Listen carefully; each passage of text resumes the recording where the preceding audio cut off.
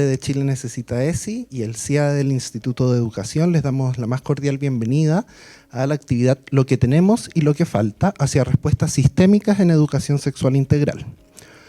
Hoy nos convoca un momento muy especial, el lanzamiento del documento de sistematización de la primera jornada de investigación y colaboración realizada en este mismo edificio en abril de este año, que convocó a más de 250 personas y 20 ponencias en torno a la ESI en Chile.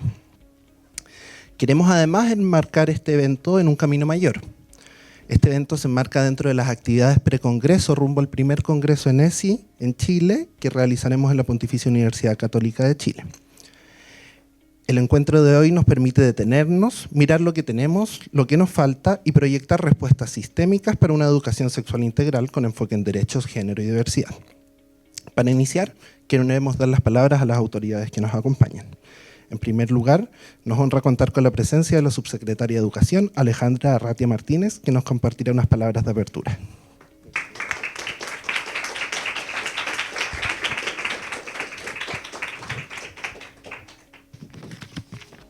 Muchísimas gracias.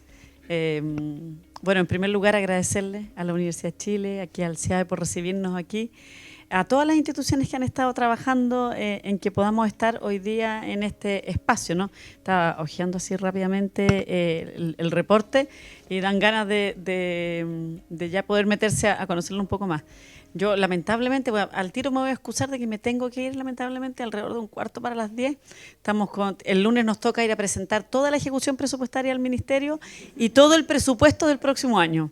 Así que tenemos un día hemos tenido una semana bien focalizada en esto y claro, estoy un poco con esa demanda, ¿no? Pero agradecerles tremendamente por el trabajo que se hace en esta línea, ¿no?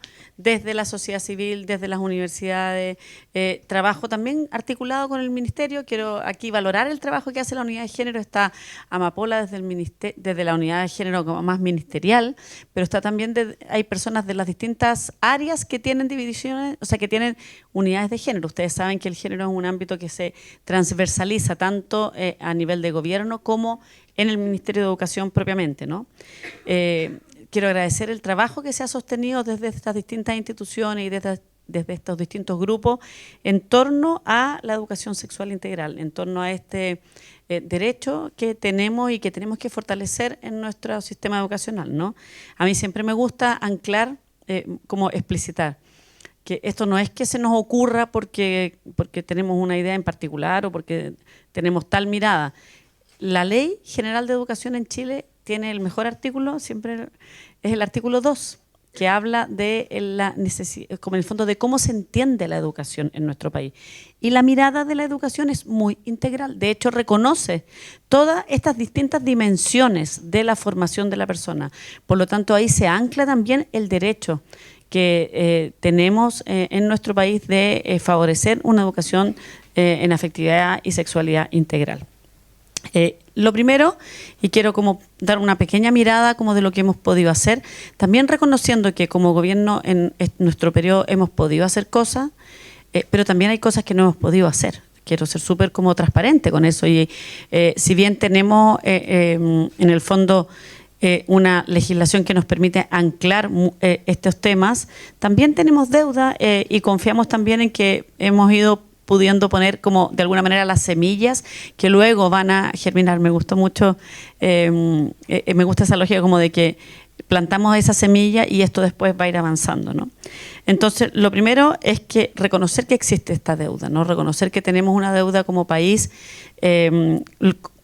Alejandra Misal aquí le tocó presidir la Comisión para una Educación sin Brechas de Género. Entonces, en primer lugar, agradecerle por la disposición de haber presidido ese espacio, de haber honrado esa reflexión con su mirada, con su expertise.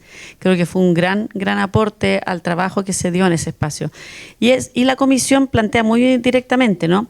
La educación no sexista no es una opción, es una exigencia ética, legal y pedagógica para garantizar el bienestar, la participación y el aprendizaje en igualdad de condiciones.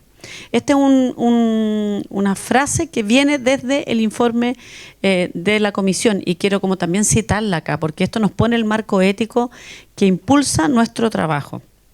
Esta exigencia ciertamente es totalmente pertinente, nos interpela como Estado, nos interpela también como Ministerio de Educación, nos interpela transversalmente. Sé que va a estar la ministra de la Mujer y Equidad de Género y ella nos ha también como interpelado muy fuertemente a la transversalización de este enfoque de género, ¿no? La déficit en una educación sexual integral nos dejan con un ámbito de desprotección, de fragilidad, que es importante reconocerlo. Y en este sentido tenemos pendiente y es urgente que se pueda reconocer y validar la importancia de la educación sexual integral como una política de Estado, como una política de Estado más permanente, que tenga continuidad, que tenga coherencia, que vaya avanzando también. Este tipo de políticas de Estado también es muy importante que siempre podamos plantear que se definen y se van instalando, pero no es que uno pueda decir llegamos a techo y hasta aquí llegamos y no hay nada más que repensar. Son políticas que requieren ir siendo como revisadas permanentemente. Por otro lado, y tenemos un contexto que también nos releva esta necesidad, tenemos el diagnóstico de situación de derechos humanos de niños, niñas y adolescentes, nos plantea que una de las 3 principales preocupaciones expresadas por los mismos niños, niñas y adolescentes es justamente la falta de educación sexual, ¿ya? Específicamente un 41,5% plantea que ahí ve un déficit. Y ahí hay déficit también, por cierto, también en cómo acompañamos a las y los docentes que puedan avanzar en esta línea. Muchas veces hay falta también de capacidades de formación para poder llevar a cabo una educación en esta línea, ¿no? Entonces también es muy importante cómo lo abordamos. Hojeé un poquito nomás el informe y vi que había una sección de formación inicial docente, ¿sí? Porque efectivamente sabemos que es un ámbito que es súper necesario.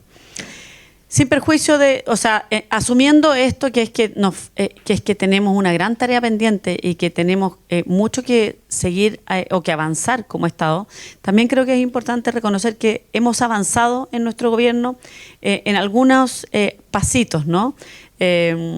También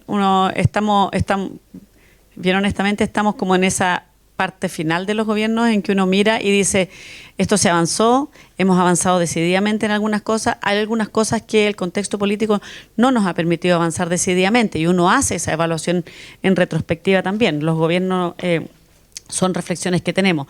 Es por eso que es importante mirar la política pública en el largo plazo y no solamente en el marco de lo que uno hace en un gobierno de 4 años, ¿no? Pero quisiera rescatar qué son las cosas en que sí se ha podido avanzar. Tuvimos, y de hecho esto partió el primer año de gobierno, con las jornadas de educación no sexista, ¿no? En distintos territorios se ha avanzado. Tuvimos el primer año incluso una jornada nacional en todos los establecimientos educacionales para reflexionar sobre en el fondo la necesidad de una educación sexual integral y de la necesidad de combatir los estereotipos y la violencia de género, que se hizo la luz de repente. Muchísimas gracias. Por otro lado, se ha incorporado también fuertemente este enfoque en las políticas de formación docente. También es algo en lo que se ha avanzado. También hay que agradecerle a las universidades que lo han ido incorporando, entendiendo también que, a mí siempre me gusta recalcar esto y que no se nos puede nunca olvidar, que el proceso educativo es eminentemente un fenómeno humano, es un fenómeno de relaciones entre personas. Hay cosas que la inteligencia artificial va a ir pudiendo incorporar en la relación pedagógica, pero hay algo que nunca va a poder incorporar, que es ese vínculo. Y por lo tanto, para que podamos tener una educación sexual integral y una educación libre de estereotipos y brechas, y estereotipos de género, esto requiere que desarrollemos esas capacidades también entre los distintos actores del sistema. Eso es algo muy importante. Yo soy más mayor y a mí, bueno, probablemente todos tenemos experiencias en las cuales hemos tenido experiencias en que se nos han replicado estereotipos de género en nuestra formación. Y eso es porque muchas veces están automatizados, ni siquiera están naturalizados, ni siquiera hay conciencia. Entonces, ¿cómo vamos avanzando en eso como país? Algo muy importante. Por otro lado, también hemos entregado orientaciones ministeriales sobre educación sexual integral, se han entregado cartillas, se han entregado materiales. Eso nos ha permitido ir avanzando en el marco de la legislación que tenemos, sin que eso requiera un cambio de legislación. Nosotros hemos avanzado decididamente en eso, en el marco también de la Ley Integral de Violencias de Género, que nos puso un marco bien específico y bien, voy a decirlo bien honestamente, desafiante, porque efectivamente nos levanta obligaciones y deberes como Estado. Ciertamente no son transformaciones que uno pueda decir, con esto estamos, son suficientes, se acabó. No, por cierto que no. Son transformaciones y avances que son valiosos, pero no son suficientes y son semillitas que nos van a ir permitiendo avanzar en la línea de lo que más podemos avanzar, ¿no? No quiero como minimizar lo que se ha hecho, creo que son cosas muy importantes, pero creo que también es honesto plantear que necesitamos avanzar en esto de un modo más fuerte. De hecho, nos ha tocado, y les comparto, en el Congreso, dado el debate que hay en el Congreso respecto a estos temas y dado el cómo se ha dado el contexto político de esta discusión, nos ha tocado ir a defender cosas que pensábamos que no era necesario tener que defender ya. O sea, por ejemplo, las circulares de la superintendencia, nos tocó ir a plantear la necesidad de mantener la importancia de este tipo de definiciones. Entonces, claro, hemos tenido un contexto políticamente muy complejo en términos de cómo discutir estos temas, en términos como de la cancelación de la posibilidad de conversar de algunos de estos temas. Y eso creo que también es importante reconocerlo. También es importante reconocerlo aquí y plantear que esto nos demanda a cómo empujamos esta conversación de una forma que nos permita no bajar los brazos, por decirlo así, ¿no? Y llevar la conversación y empujar que se puedan mantener estos temas, ¿no? Ya lo dije, tenemos, por cierto, la ley de garantías, tenemos la ley sobre el plan de sexualidad afectiva y género, que está específicamente en enseñanza media. Ahí tenemos un desafío, cómo vamos creciendo con eso. La ley de reconocimiento de la identidad de género, que es algo muy importante, sobre todo en el contexto educativo, ¿no? Eso nos ha permitido avanzar en temas de primero, visibilidad y segundo, reconocimiento, ¿ya? Que son temas muy importantes. Ahora, ¿tenemos la necesidad de avanzar en algo más estructural? Sí, yo creo que este es uno de los desafíos que queda también para los siguientes gobiernos. Estas son políticas que hay que mirar con perspectiva de Estado y efectivamente tenemos ese desafío y vamos a seguir empujándolo desde distintos espacios, ¿no? Es importante poder considerar eso. Nuestro compromiso en este momento, entonces, ya como de cierre de ciclo de estos 4 años de gobierno, es dejar claro que la educación sexual integral es un camino necesario para el país, es un camino que hemos empezado a recorrer, pero es un camino que está abierto, que requiere profundizarse, que requiere, en el fondo, fortalecerse, porque responde a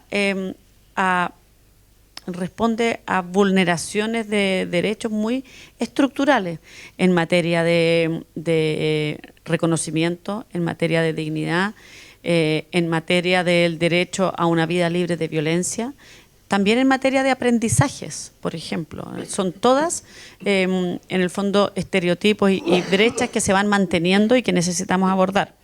Esto se ancla en un marco de derechos. De hecho, la OMS, al definir la salud sexual como un estado de bienestar físico, mental y social, libre de discriminación y violencia, nos da ese marco más global, que nos permite también como pararnos o posicionarnos desde ahí, ¿no? La educación pública no puede, o sea, no tan solo no puede estar ausente de esto. La educación pública es el espacio que como sociedad tenemos para garantizar esto.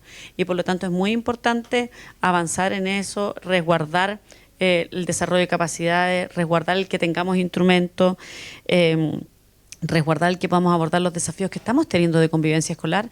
Estuve ayer en el lanzamiento de un informe de la Superintendencia de Educación que nos mostraba la evolución de los casos de violencia, no de los casos de violencia, perdón, de las denuncias en la Superintendencia. Era súper interesante porque eran 10 años, desde el 2014 al 2024, y ahí se mostraba cómo ha ido aumentando y cómo los temas de género han ido aumentando también.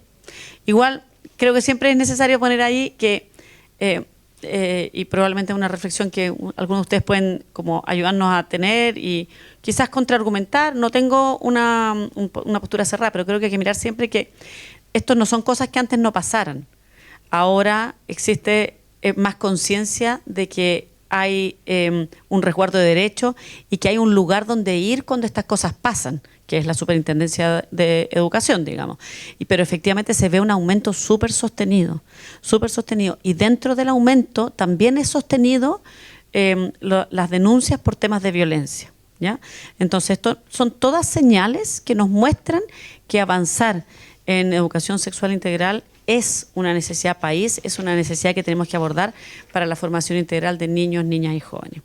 Para terminar, bueno, lo que nos falta y el desafío como que viene, ¿no?, es cómo le damos rango legal, cómo aseguramos también su financiamiento, su estabilidad en el tiempo, que sea una política nacional, que trascienda a un gobierno, que entendamos que este es un deber que tenemos como país. Es por esto que quisiera, bueno, darles las gracias por los avances que hemos tenido, invitarlos a que sigamos empujando los avances que necesitamos fortalecer, porque ciertamente hemos tenido pasos, pero nos quedan muchos más pasos que avanzar, y en ese contexto también reconocemos la necesidad de fortalecer la forma en que como país abordamos este desafío. Es por eso que quisiera también agradecerle a todos los que están aquí e invitarlos a que sigamos empujando esto compartidamente como una necesidad que el país tiene para fortalecer el derecho no tan solo a la educación, sino que el derecho a una vida digna para todos y todas. Muchas gracias.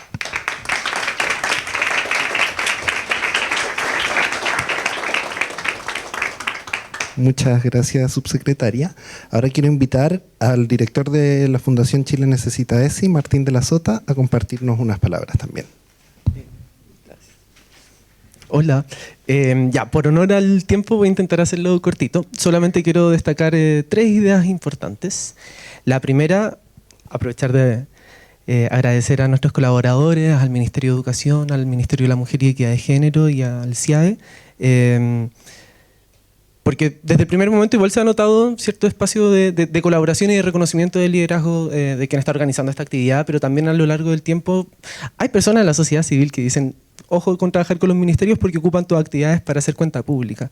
Y las palabras de la subsecretaria fue una cuenta pública, pero al mismo tiempo fue una reflexión autocrítica de lo que falta y de reconocimiento de lo que no se ha podido hacer, y eso es lo que estamos esperando escuchar, porque uno quiere las verdades, ¿no?, para poder seguir trabajando de manera realista en lo que falta, y reconocemos que falta muchísimo. Entonces, si estamos de acuerdo en ese diagnóstico, podemos avanzar de manera más honesta también. Así que se agradece muchísimo.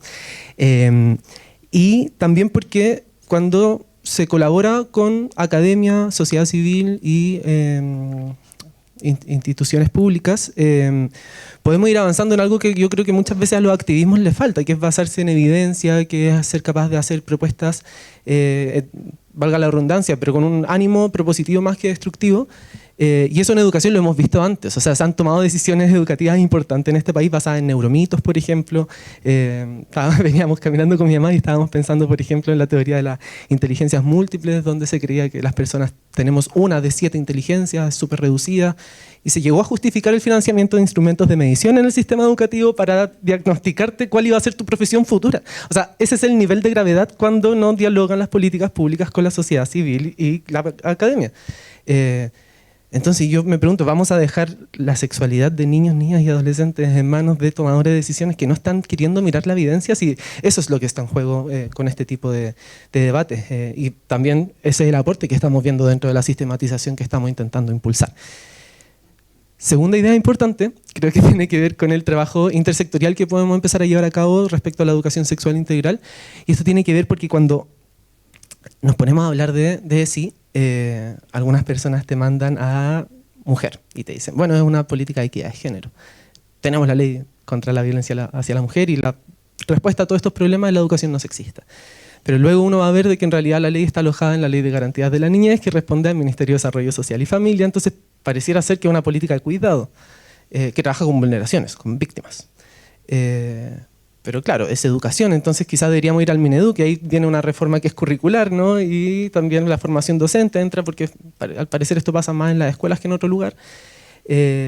Y finalmente, los amparos que tenemos son en salud. Pues ahí veo a las chiquillas de matronería, que son finalmente la primera línea en estos temas y quienes tienen el conocimiento técnico sobre la sexualidad también. Entonces, yo me pregunto como, ya mencioné 4 carteras, probablemente podría haber una quinta y una sexta. Y eso es la importancia de trabajar intersectorialmente. Y al Estado de Chile le ha costado muchísimo esa tarea en todos los temas. Más encima estamos pidiéndoles que lo hagan para hablar de sexualidad. Pucha que es difícil, es un camino largo, pero importante. Y finalmente, la última idea que me gustaría transmitir es, o sea, más que una idea, es una pregunta, que es como visiono para el futuro, que es ¿hasta qué punto estamos disponibles para que hablar de educación sexual integral sea abrir una caja de Pandora en los colegios? Empezar a ver realidades que no estamos viendo, que el Estado es ciego frente a ellos, y que va a ser súper incómodo. ¿Hasta qué punto estamos dispuestos a hablar de violencia sexual en la niñez? ¿Hasta qué punto nuestro sistema de justicia va a poder responder cuando niños y niñas detecten abuso sexual infantil? ¿Cabe la vergüenza, cabe la incomodidad, cabe lo controversial de la sexualidad dentro de las políticas públicas? Esa ya es como una pregunta más filosófica quizás. Pero si no, ¿para qué lo hacemos? ¿No? Si no, sigamos diciendo que tenemos el no sexismo y garantías de la niñez y con eso ya está. Pero si estamos hablando de una educación sexual integral es porque queremos habilitar esas conversaciones imposibles, porque este país lo necesita. Así que, nada, pues para eso hicimos esta actividad y para eso vienen muchísimas otras. Y esa es una bola de nieve que echamos a andar gracias al apoyo de ustedes también, que son caras conocidas y la estamos viendo recurrentemente en nuestras actividades y eso nos encanta. Porque ustedes no tienen por qué saberlo, pero partimos pintando un lienzo con un megáfono, imprimiendo fotocopia en blanco y negro con esto mismo. O sea, con esto mismo. Así que si hemos crecido también es porque el tema reconocemos que es una urgencia, ¿no? No es el mejor momento para estar impulsándolo, pero va a llegar un buen momento y vamos a meter varios goles, yo creo. Así que gracias.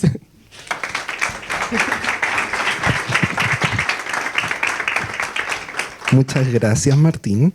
Finalmente quiero invitar a Anita Tovar, en representación del CIA del Instituto de Educación, también a darnos unas palabras. Gracias. Hola, bueno, yo también voy a ser lo más breve posible. Simplemente quiero tomarnos un segundo para darles la bienvenida a este evento.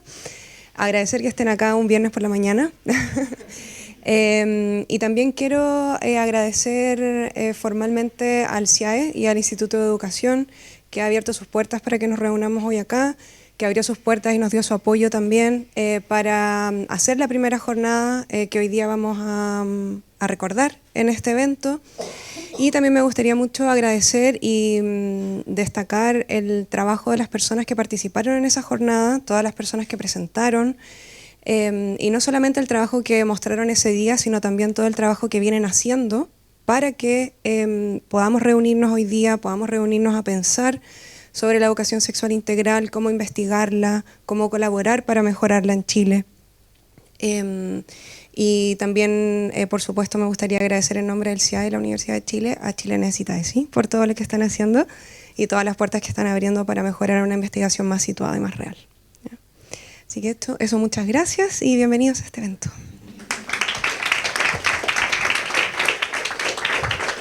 Muchas gracias, Anita. Con estas palabras inaugurales le vamos a dar paso ahora al lanzamiento que nos convoca, la presentación de la sistematización de esta primera jornada que estuvo ocurriendo en este mismo lugar. En términos generales, este trabajo reúne reflexiones, experiencias y propuestas surgidas en aquella instancia inédita que articuló al mundo académico, al activismo, a las comunidades educativas, a la sociedad civil. Un material que no solo mira lo realizado, sino que nos invita a proyectar caminos para avanzar en la institucionalización de la ESI. Para esta presentación invito al frente a Martín de la Sota nuevamente para que me acompañe en presentarles lo que fue esta jornada. Démosle a Gus. Eso, sí. Si alguien me ayuda con la luz, la del medio, eso, perfecto. Entonces, ¿puedes partir tú con la...? Súper, ya. Vamos con la ficha técnica de lo que fue esta actividad primero. Oye, ¿puedo decir una cosita breve? Vaya. Contarles que efectivamente habíamos publicitado en la actividad que contábamos con intérprete de lengua de señas. Lamentablemente la persona que venía a interpretar durante la mañana tuvo un accidente y no pudo llegar. De todas maneras, vamos a subsanar esto en la transmisión online, que va a quedar grabado y va a quedar con lengua de señas. ¿Ya?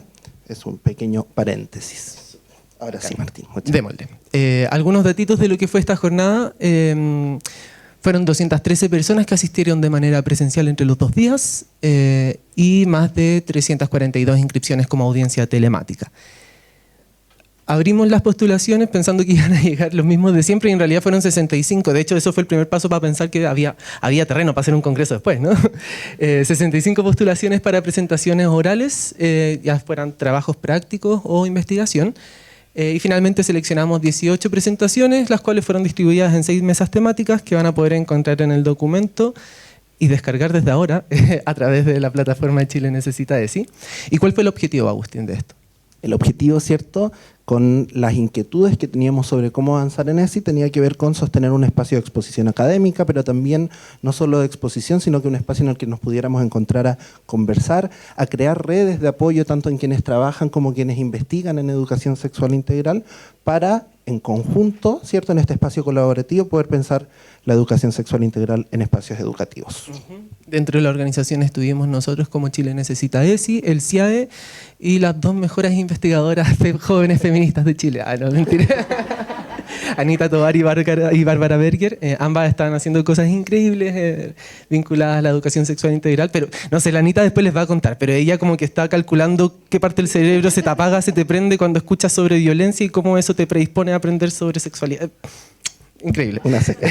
Es el tipo de evidencia que necesitamos para tener una buena política pública. Y bueno, lo realizamos a principios de abril y ya estamos en octubre, así que algo pasó durante esos meses que vamos a revisar. Exactamente. Como decíamos, ¿cierto? Estas jornadas las fuimos dividiendo por mesas temáticas. Partimos con una mesa sobre ACE como formación profesional, ¿cierto? No solo enfocada en la formación docente, ya veíamos que esto le toca, parece, a varios sectores, y esta mesa se abocaba a la formación profesional general. Entonces, en esta mesa vimos algunas experiencias de formación profesional ampliada, dirigida a distintos profesionales desde los espacios tradicionales universitarios de formación inicial, pero también algunos espacios de formación continua muy interesantes. Y ahí, Martín, si nos puedes contar cuáles desafíos surgieron en esa mesa. Bueno, primero, la necesidad de poder nivelar los conocimientos previos entre quienes se están formando en educación sexual integral. El financiamiento y sostenibilidad de las propuestas didácticas. Acá habían ejemplos, por ejemplo, de diplomados de algunas universidades que tienen exitosas primeras, segundas versiones y después, bueno, ya satisfacieron la necesidad de mercado, ¿no?, de gente que se quiere formar en ESI, pero no hay continuidad después de cómo esto tiene una inserción laboral, por ejemplo, cómo después esas mismas personas pueden retribuir a sus casas de estudio o dejar algo tangible en sus comunidades escolares. Y finalmente también como esto puede ir favoreciendo el camino hacia una política pública de formación también. Exactamente. La segunda mesa, como decía la subsecretaria, es de formación inicial docente, una mesa muy relevante. En esta mesa hubo una coincidencia entre todas las presentaciones, todas ponían en relieve la ausencia sistemática de la educación integral en sexualidad en su formación docente inicial, ¿cierto? Y esto fue fundamental, pero también, a partir de que había un reconocimiento ampliado, ¿cierto?, de esta ausencia, se fueron presentando en las ponencias de esta mesa posibilidades para su implementación en la formación continua o en otros espacios.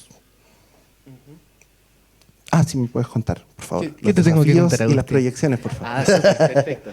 Ya, un problema clave que se ve en la formación inicial docente es de que aquellas universidades que se han aventurado a hacerlo están trabajando el tema como si fuera una pequeña isla y una temática de nicho. Entonces, algunos ramos son desde reconocimiento de la diversidad, otros son perspectiva de género en el aula o procesos identitarios dentro de la pedagogía, pero no se está, súper contraproducente si estamos hablando de que esta es una política integral en sexualidad.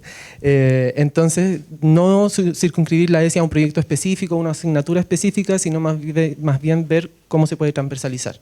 Y por lo mismo, la mesa destacaba el rol importante que podía tener la formación docente para transformar prácticas culturales de enseñanza, ¿cierto? Muchas veces hablamos de la necesidad de una política en ESI, ¿cierto?, o de algunos otros elementos estructurales, pero acá estamos hablando también de un elemento que permite transformar prácticas culturales dentro de las escuelas. La tercera mesa, construyendo una ESI inclusiva, ¿cierto?, mostraba experiencias en contextos históricamente excluidos, abordando experiencias de ESI con personas con discapacidad o con mujeres privadas de libertad. Martín, ¿qué desafíos encontramos en esta mesa? Bueno, nuevamente la sostenibilidad, pero acá precisar de que esta es una tentación normalmente que tenemos quienes trabajamos en este tema, que para ser sostenible lo hacemos más blanco, más limpio y más sano, ¿no? Entonces vamos evitando la participación activa de niños, niñas y adolescentes porque ahí se encienden alarmas, ¿no? O si vamos a trabajar con discapacidad, también intentamos de que sea lo preventivo, ¿no? Del resguardo de las personas con discapacidad y no reconocerlas como personas sujetas de derecho, afecto, deseo, excitación también. Entonces, ¿cómo podemos avanzar en hacer sostenibles estos esfuerzos sin que requiera sacrificar el contenido de esta misma? Perfecto. Y en esa misma línea, quienes presentaban en esta mesa entregaban como propuesta, como reflexiones, el promover el codiseño con las mismas comunidades educativas, los apoyos técnicos a organizaciones en estos ámbitos. Las organizaciones de la sociedad civil tienen un rol fundamental, pero requieren muchas veces distintos tipos de apoyo, y además la sistematización y la recolección de buenas prácticas. La cuarta mesa, la mesa sobre desafíos pedagógicos, resaltó cómo la EIS se implementa en el aula a la luz de una serie de desafíos pedagógicos como la participación juvenil o como el involucramiento estudiantil. Me imagino que quienes son docentes han visto estos desafíos en sus propias salas. Martín, si nos puedes contar qué se resaltaba en esta mesa. Dentro de los desafíos pedagógicos se hablaba principalmente de cómo sortear ciertas resistencias, las cuales uno tiende a pensar como quizás por prejuicio de que van a ser más bien valóricas o ideológicas, cuando en realidad normalmente a lo que se llega es que son resistencias súper como ancladas en traumas, en dolor, en querer mirar para el lado, en evitar, en no poder estar generando encuentros democráticos también o de diálogo abierto entre las comunidades educativas. Y eso en realidad es como el estado del arte también, que decíamos. O sea, es esto mismo que nos pasa, que no nos podemos poner de acuerdo profes y apoderados para cualquier tema, mucho más nos va a pasar si es que nos ponen a hablar de sexualidad. Y también el diálogo intergeneracional, ¿no? Como la participación de las familias con sus propios estudiantes. De hecho, la portada no es por nada, es una abuela abrazando a su nieta, y tiene que ver con ser capaces de como sortear estos desafíos pedagógicos a la luz de sortear resistencias también. Aquí esta mesa de hecho resaltaba que incluso existían resistencias dentro de un estamento que muchas veces hemos pensado que puede ser más cooperador en estos temas o que las resistencias son más propias del mundo adulto, pero hablaba incluso de resistencias estudiantiles.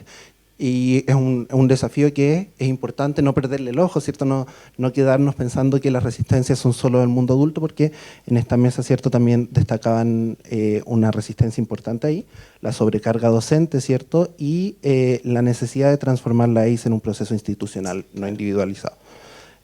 Por lo mismo, se hablaba sobre la necesidad de transversalizar la EIS, es decir, transversalización a las distintas asignaturas, pero también tiene que ver con coherencia entre espacios, ¿cierto? Si estamos hablando de higiene menstrual en biología, que los espacios del baño, la enfermería, también sean acorde a lo que estamos hablando en biología. Y ojito que esto fue un encuentro académico, pero después también tuvimos una tarde completa de colaboración y de nanay.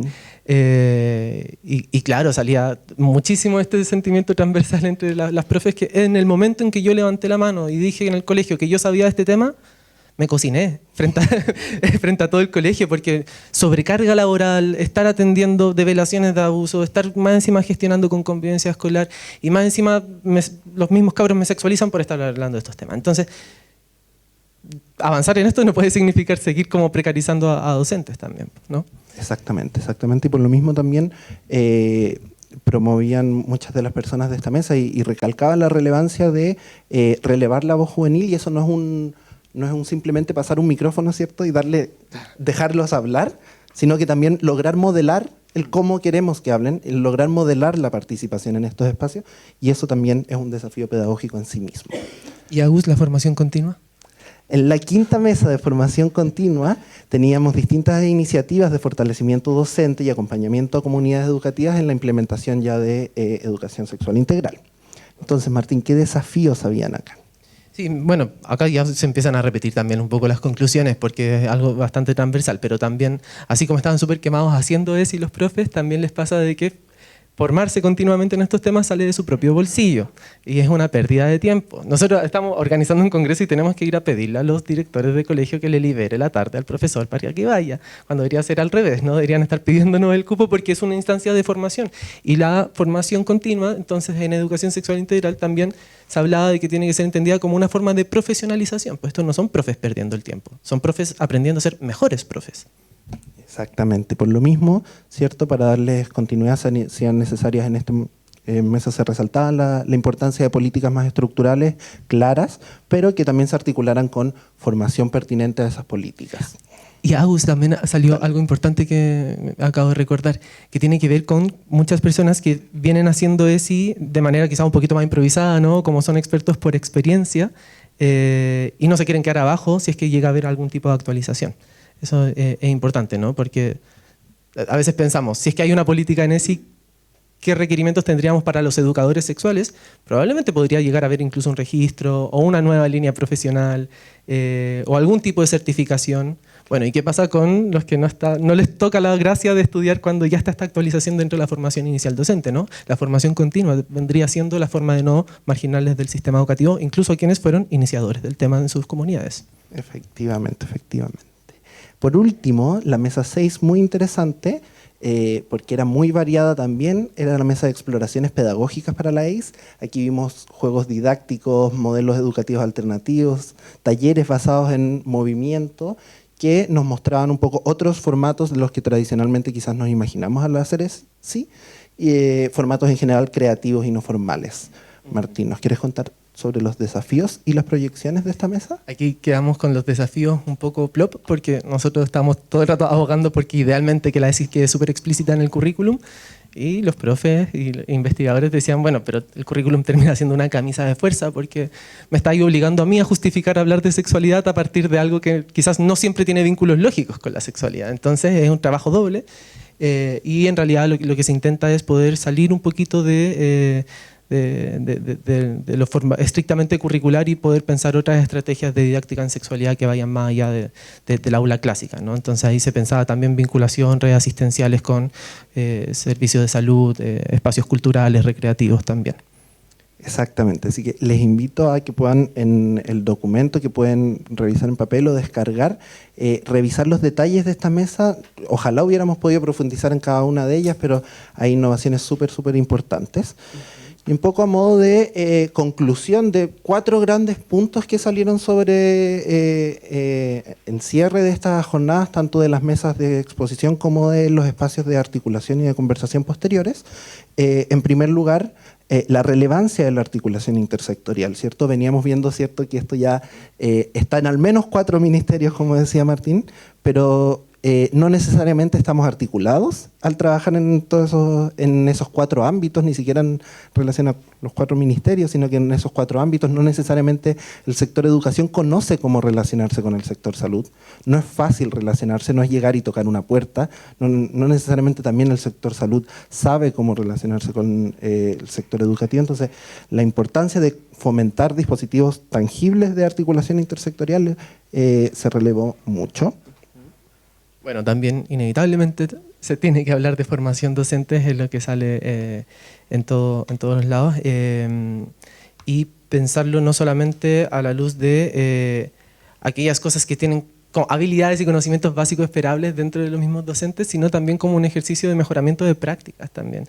Y esto tiene que ver porque la sexualidad cambia mucho, rápido, no es la misma sexualidad de hace 10, 15 años la que están viviendo las nuevas generaciones, y eso requiere como comunidades de práctica, ¿no? O espacios de retroalimentación continua de qué está funcionando y qué no. Y la formación docente también tiene que incorporar entonces habilidades para poder gestionar esos espacios de autoformación una vez egresado. Exactamente. El tercer punto de la participación estudiantil, ¿cierto?, que se plantea a la vez como un desafío, tanto como un desafío como una necesidad, ¿cierto?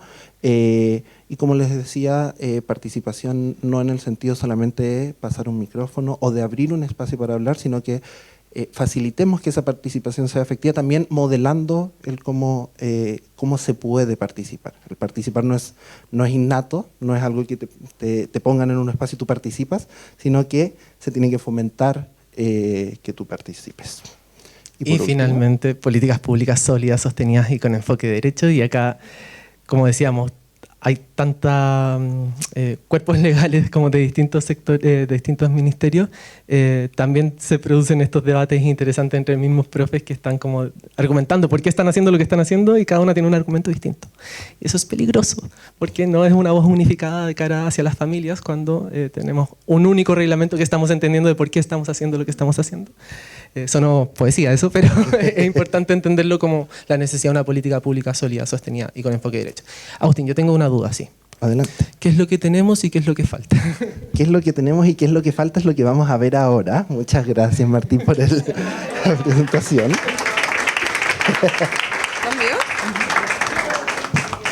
Efectivamente, muy relevante saber qué es lo que tenemos y qué es lo que falta, para lo cual voy a invitar a pasar a sentarse en primer lugar, Alejandra Misala, académica e investigadora en Economía de la Educación y expresidenta de la Comisión Técnica hacia una Educación sin Brechas del Ministerio de Educación. Alejandra, puedes pasar.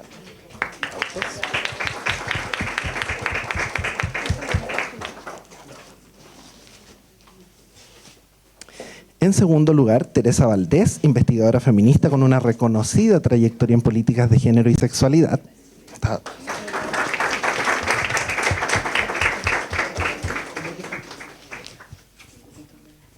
Y en tercer lugar, a la dueña de casa, Anita Tovar, académica y activista y organizadora de la primera jornada de investigación y colaboración en ESI y también parte del comité organizador del primer congreso en ESI. Así que adelante, Anita. Muchas gracias. Yo voy a desarmar acá. Yo sé que llevamos toda la mañana armando, pero yo voy a desarmar porque me voy a poner acá para moderar la conversación. Si me prestas eso. Tengo aquí mis torpedos. Perfecto. Yo tengo sí, ¿no?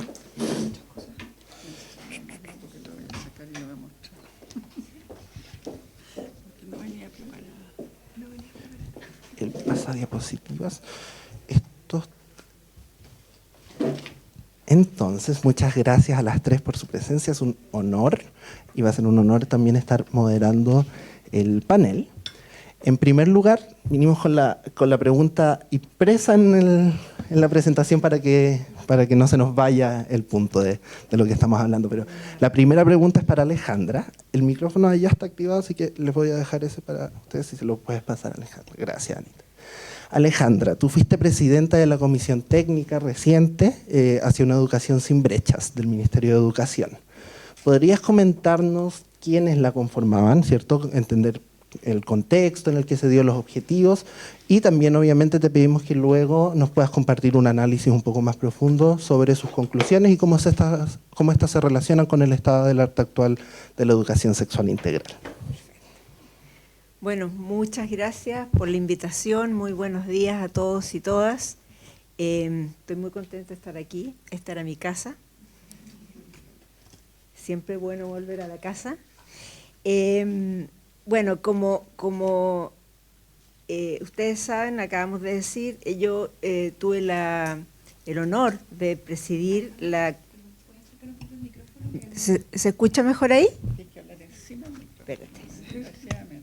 ¿Ahí? ¿Sí? Bueno, tuve el honor de presidir esta comisión que convocó el Ministerio de Educación para elaborar un diagnóstico y hacer recomendaciones sobre cómo reducir las brechas de género en educación. Y esta fue una comisión no muy grande, éramos 13 personas, plural y bastante y experta, era gente que había trabajado en los temas, ya sea desde el mundo académico o desde las organizaciones sociales y también del mundo del sistema escolar. Teníamos educadoras, profesoras y también directivos escolares. Entonces teníamos una combinación de saberes que era súper importante. Y quiero decir que ahí contamos con un apoyo muy importante que yo quiero reconocer aquí, que es de la unidad de género del Ministerio. Aquí está Amapola Varas, trabajamos mucho con ellos y ellas fue clave también de la Agencia de la Calidad de la Educación. Nos prestaron la Secretaría Técnica, eso fue clave porque nos entregaban minutas semana a semana de lo que se sabía sobre los temas. Entonces tuvimos mucho apoyo y también quiero reconocer el trabajo que se hizo con el COSOC del Ministerio. Nosotros, no nosotros directamente, pero Amapola y la unidad de género trabajó con el COSOC del Ministerio y pudimos recoger también sus recomendaciones. Bueno, ¿y cuál es el objetivo? El objetivo es muy similar a lo que ustedes están planteando, ¿no es cierto? Es cómo llegar a una política nacional de igualdad de género que permita efectivamente reducir las brechas que se producen en el sistema educacional en el país. Y lo miramos con una mirada de trayectoria, o sea, estábamos mirando desde párvulo hasta educación superior. Y por tanto, y también con un enfoque de derecho. Eso fue algo que se resolvió al principio de la comisión. ¿Cuál es el diagnóstico con que nosotros trabajamos? Primero, reconocer que en el tema de género el acceso ha mejorado muchísimo. Hoy día, por ejemplo, en términos de educación parvularia, educación básica y media, prácticamente niñas y niños están todos ahí en la educación, y en educación superior hay un 53% de mujeres estudiando en educación superior. O sea, hoy día tenemos más mujeres que hombres estudiando educación superior. Sin embargo, hay brechas que vamos a comentar en un segundo. Una primera brecha es el desempeño en las pruebas estandarizadas, por ejemplo, de matemática, donde a las niñas les va sistemáticamente peor que a los niños. Esas brechas se habían ido cerrando prepandemia, pero post-pandemia se abrieron, y eso es una gran preocupación, porque además nos muestra que algo pasa en los hogares, ¿no es cierto?, respecto de cómo se trata o cómo se respetan los espacios educativos de los niños y las niñas. Y también una cosa que tomamos como tema desde un inicio es no solamente mirar las brechas de las niñas, sino también las brechas de los niños, porque efectivamente hay brechas en el caso de los niños, sobre todo el lenguaje. Entonces nosotros mirábamos niñas y niñas, ¿y eso por qué? Porque por lo menos desde el punto de vista de la investigación que yo he hecho, uno nunca va a cerrar las brechas si no trabaja con niños y niñas, con las brechas que afectan a ambos. Y la otra cosa que había como diagnóstico es que todo lo que ocurre a nivel de la familia y a nivel de la educación escolar finalmente termina afectando la orientación vocacional de hombres y mujeres. Y efectivamente tenemos que, como decía, 53% de la matrícula de educación superior es femenina, sin embargo, desde el punto de vista de en qué áreas se está estudiando mujeres y hombres, está extraordinariamente segmentado. Entonces, hay carreras feminizadas y hay carreras masculinizadas. Eso, por ejemplo, en la educación técnico-profesional es sumamente fuerte. Entonces, hay una distribución muy desigual entre carreras y ocupaciones. Y de alguna forma lo que estamos diciendo es que entonces el sistema educacional está reproduciendo desigualdades. Un espacio donde debiera abrirse muchas opciones a niños, niñas. Yo hablo de niñas y niños y quiero decir que efectivamente también nosotros reconocemos ahí en nuestra comisión que tenemos también estudiantes de las diversidades y por tanto también hay que tener una consideración respecto de eso. Pero permítanme hablar más fácilmente de niños y niñas, pero siempre tenemos eso presente también en la comisión. Entonces, ¿y cuáles eran los factores explicativos de esto? En primer lugar, estereotipos de género, ¿cierto? Los estereotipos de género, ya lo dijeron ustedes y lo dijo también la subsecretaria, el problema con los estereotipos de género es que son inconscientes. Somos inconscientes de los estereotipos y todos los tenemos. Entonces, lo primero que tenemos que tener es conciencia de eso, de que hay estereotipos y de que esos estereotipos generan sesgos. Sesgos de cómo nos comportamos, los padres, las madres, los apoderados, los profesores y profesoras, y por tanto, ese es un tema que hay que pensarlo, ¿cierto? Cómo uno lo toma en cuenta.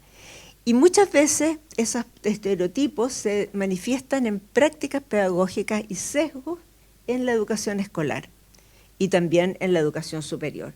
Y por tanto se refuerzan esos temas en la educación. Otro tema que tiene que ver, que es importante y también está vinculado con lo que ustedes planteaban, son las brechas socioemocionales. Hay brechas socioemocionales, por ejemplo, las niñas reportan sistemáticamente menor autoconfianza. Incluso cuando tienen los mismos resultados académicos que los niños, no se sienten igualmente capaces. Eso pasa muy fuertemente en el área matemática y de las partes, en lo técnico. Y eso es algo que es aprendido, obviamente que no es biológico, eso hay un montón de investigación que muestra que eso no es biológico. Y desde el punto de vista de los niños está el tema de las masculinidades. Y eso es algo que nosotros tocamos en la comisión y tuvimos muy claro, y de hecho uno de la parte académica de nuestra comisión era una persona que había trabajado masculinidad, y lo invitamos precisamente por eso, porque tenemos modelos de masculinidades que promueven el riesgo, promueven actitudes más bien violentas y desinterés en lo académico, y eso afecta también las trayectorias de los hombres en la educación. Entonces, esos son como eran los principales diagnósticos que teníamos. Y ahí entonces hicimos recomendaciones en 6 ejes principales. Tenemos 16 recomendaciones, pero todas forman parte de una política. Nosotros estamos empujando una política nacional de educación en igualdad de género y también para en función de la mejora de los procesos de aprendizaje y la convivencia, porque también está sumamente estudiado que el tema de la convivencia en los establecimientos educacionales tiene mucho que ver con la capacidad de aprender, ¿no es cierto? Y entonces eso, la idea era poder transitar desde medidas puntuales hacia una política, y ahí de nuevo nos encontramos, ¿no es cierto? Estamos hablando en los mismos términos. ¿Cómo agrupamos voy a hacer una agrupación de estas recomendaciones en 6 grandes ejes? En primer lugar, un currículum inclusivo. En segundo lugar, formación docente inicial y continua con perspectiva de género. Luego, trayectorias educacionales educativas. ¿Cómo nos vamos ocupando de que las trayectorias educacionales no se vayan trancando en el camino? Un tema bien importante que salió también fue el tema de las evaluaciones y el uso de información, el uso de datos. Y ahí también tocamos el tema de cómo tenemos suficiente información para que podamos ir monitoreando y ajustando las políticas. Y un tema que es importante, y ustedes también lo tocaron, el tema de la cultura escolar y cómo nosotros vamos logrando una cultura escolar no sexista. Y finalmente, una gobernanza que nos permita hacer sostenibles estas políticas. De nuevo nos encontramos en eso totalmente. Entonces déjenme ir rápidamente diciendo algunos temas más específicos de cada uno de estos ejes. Uno primero es el currículum y las prácticas pedagógicas. Y ahí nosotros estamos proponiendo revisar y actualizar el currículum para eliminar todo tipo de sesgos y estereotipos de género, de forma que se integren referentes diversos para niños y niñas. Nosotros vimos que había falta de referentes positivos masculinos, por ejemplo, en la educación preescolar, y también falta de referentes femeninas en áreas, por ejemplo, las áreas de STEM, en el caso de las niñas. Estoy dando solo ejemplos puntuales para que ustedes me entiendan qué estoy diciendo cuando hablo de referentes diversos. También desde el currículum promover metodologías inclusivas y activas que permitan efectivamente que los estudiantes hoy día muchas veces se aburren. Hay estudios aquí del CIAE que están mostrando que no es que no les guste la lectura, es que se aburren con las lecturas. Entonces, y eso pasa en muchos ámbitos y sobre todo en la educación media. Entonces, ¿cómo tenemos estas metodologías más activas que eleven las expectativas de los estudiantes y en áreas sobre todo donde existen brechas? Nosotros hicimos con unos colegas de aquí del CIAE, con Lorena Ortega, y un estudio de por qué se habían abierto las brechas en matemáticas post-pandemia, y hicimos también, además de los estudios más estadísticos, un estudio caso, y encontramos que aquellos establecimientos educacionales donde no se habían abierto las brechas, habían hecho academias científicas, habían hecho ferias científicas, habían hecho proyectos con los y las estudiantes, y ese tipo de actividades les había hecho mucho más sentido y habían estado mucho más involucrados, tanto niños como niñas, pero había permitido que no se abrieran esas brechas. Entonces a eso se refiere con la idea de promover pedagogías más activas.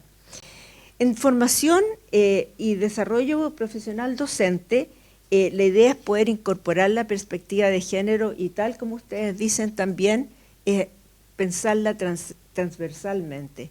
No sacamos nada con poner un curso que tiene que pasar, todo, pasan los cursos, ¿no es cierto? Se pasan los cursos. Entonces, ver cómo nosotros incorporamos la perspectiva de género en la formación inicial y también en la formación continua. Y en la formación continua nos preocupamos mucho de este tema del agobio de los profesores y de pensar cómo uno hace esa formación continua sin que signifique más agobio y que sea realmente algo que sea profesional y que no sea tampoco una cosa que hace en algún ratito, en algún momento en su casa. También a los profesores profesores y profesoras colaborar con ellos con herramientas conceptuales, metodológicas y prácticas para prevenir discriminaciones. Porque como decía al principio, aquí hay un tema que tiene que ver con que no estamos conscientes muchas veces de nuestros sesgos. Entonces, ¿cómo promover pedagogías inclusivas para enfrentar las brechas en el aula? Y ahí una de las cosas que planteamos es tener un repositorio que pueda colaborar para que los profesores tengan esos elementos para poder preparar sus clases, para poder trabajar los temas. Respecto a las trayectorias educativas equitativas, ahí tenemos que ver con políticas de inclusión en educación superior y técnico profesional sobre todo. Y ahí la idea es poder enfrentar las barreras que hombres y mujeres se enfrentan en las rutas formativas, tanto en educación parvularia como en educación media, y considerando científico humanista y técnico profesional, y también en educación superior. Y ahí una de las cosas, por darles un ejemplo, en educación superior nosotros estamos muy pro de medidas afirmativas, como el tener cuotas especiales para mujeres en carreras STEM, que hoy día hay muchas universidades que ya lo tienen, es una política del ministerio, pero también tener cuotas para hombres en carreras feminizadas. Aquí en la Universidad de Chile nosotros tenemos cuota en trabajo social, en obstetricia, en párvulo, y ahora va a haber en odontología el próximo año, que también es una carrera feminizada. Respecto de evaluación y uso de datos, ahí nos interesa poder asegurar que los instrumentos y los criterios de evaluación no reproduzcan sesgos de género. O sea, cómo estamos evaluando, qué se está evaluando y cómo estamos evaluando, que eso no reproduzca, y eso es una revisión, y ahí la Agencia de la Calidad está trabajando en eso. En términos también de perfeccionar indicadores. Por ejemplo, la Agencia de la Calidad hoy día está trabajando en perfeccionar el indicador de equidad de género. Hay un indicador que se mide junto con las pruebas estandarizadas, y la agencia está trabajando en eso. Y también poder desagregar los datos por género, y ojalá hombre, mujer y no binario, porque es algo que todavía nos falta mucho aquí en Chile, poder separar no solamente hombre y mujer, y tener un enfoque interseccional con los datos, de forma de poder realmente monitorear las políticas, ver qué está ocurriendo y poder ir haciendo ajustes a tiempo y no darnos cuenta después de mucho tiempo que la política no estaba funcionando. Otro elemento muy importante es el tema de la cultura escolar y la convivencia. Eso es algo que nosotros le dimos mucha importancia. Y ahí la idea es cómo podemos transformar la cultura institucional hacia una educación no sexista, que efectivamente promueva la igualdad, la corresponsabilidad, y que se prevea en forma sistemática la violencia de género. Y aquí es donde incluimos dos temas que normalmente se nos quedan abajo de la mesa en estos análisis. Uno es el tema de las redes sociales y los sesgos de género en las redes sociales. Y cómo, porque cada vez más niños, niñas, adolescentes están en las redes sociales. Y ahí es un espacio central de socialización, que es donde hay muchos sesgos de género. Es por decir un aprendizaje informal, ¿no es cierto?, de muchos niños y niñas y adolescentes. Y sin embargo amplifican y muchas veces refuerzan estos sesgos de género. Entonces, eso es algo que también nos preocupamos de cómo podíamos llevar a cabo algunas iniciativas en esa línea. Y el otro tema respecto a esto mismo es lo que mencioné un poquito al principio, que es el tema de las masculinidades y de cómo nosotros tenemos que comprender de que si no tomamos en cuenta el tema de las masculinidades, nosotros nunca vamos a poder cerrar brechas. Entonces, aquí ese es un tema que tiene que estar presente. Nosotros tenemos que transformar las prácticas, las expectativas acerca de los estudiantes hombres. ¿Y de qué se trata? Se trata de cuestionar estos modelos de masculinidad que promueven, como decía al principio, el riesgo, que promueven la violencia, que promueven lo no académico y que efectivamente pueden llevar a los hombres a tener, por ejemplo, mayores tasas de abandono de la educación escolar, menor continuidad en los estudios superiores. Y aquí la idea es poder promover masculinidades positivas que estén basadas en el respeto y que efectivamente se pueda promover también la corresponsabilidad.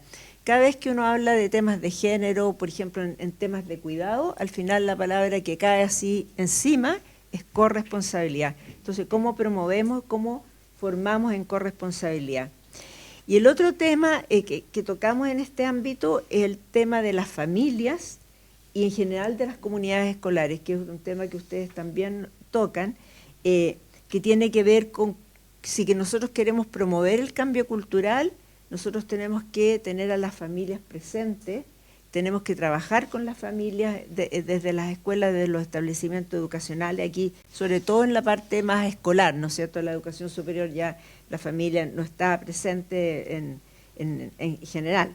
Y eso es algo que importa mucho, y de nuevo lo vinculo con lo de ustedes. Cuando hay reticencia de las familias, lo mejor es trabajar con las familias, ¿no es cierto? Cómo los invitamos, cómo las invitamos a participar y que estén presentes en las actividades que se realicen. Y en términos de gobernanza y sostenibilidad, ahí muy parecido de nuevo a lo que ustedes están planteando, articular esfuerzos entre ministerios, agencias, universidades, comunidades educativas para garantizar la continuidad de las políticas. O sea, nosotros tenemos que asegurar que estas políticas, que estas propuestas tengan continuidad en el tiempo. Y la mejor forma de que eso ocurra es que haya un tejido social que la sostenga. Y eso tiene que ver también con trabajo interministerial, pero también con las comunidades. Y por cierto, el tema de asegurar los recursos. Muchas de estas políticas, no todas hay que decirlo, pero muchas de estas políticas, de estas recomendaciones, requieren algunos recursos y por tanto necesitamos eso para poder hacerla posible.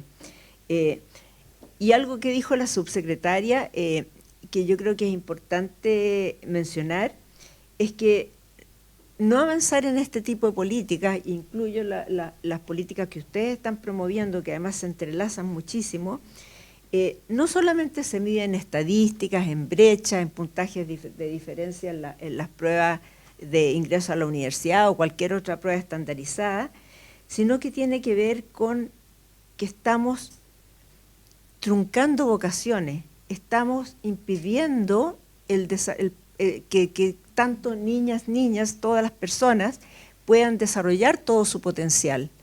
Y eso no solamente es un costo individual, que por cierto lo tiene, pero también es un costo para la sociedad. El hecho que nosotros no le demos alas a todas las personas para desarrollarse, y eso el sistema educacional juega un rol fundamental, básicamente afecta no solamente a la persona, sino que afecta el desarrollo del país. Y eso está ultra estudiado. Así que eso es muy importante. Creo que pensando en cómo sus conclusiones se desarrollan, lo he ido diciendo, pero quizá solamente reforzarlo hacia el final, es que por un lado, yo creo que la educación sexual integral es una herramienta que ayuda a reducir brechas de género. O sea, esto va de un lado y otro, es bilateral, digamos. Porque permite cuestionar normas, estereotipos, acompaña a los niños, a las niñas, a los adolescentes, a las personas en general que están en el sistema educacional, a reflexionar sobre creencias. Tenemos muchas creencias y parte de eso tiene que ver con sesgos. Promueve el autoconocimiento y todo eso tiene que ver con desarrollarse, con ser capaz de aprender y por tanto está íntimamente relacionado. Y lo otro es lo que estaba diciendo más hacia el final, que efectivamente cuando hablamos de una política nacional, esa política nacional perfectamente puede incluir ambas cosas, ¿no es cierto? Y avanzar desde experiencias aisladas a poder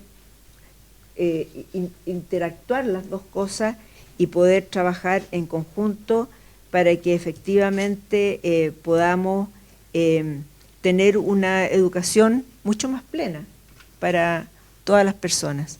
Muchas gracias. Un aplauso.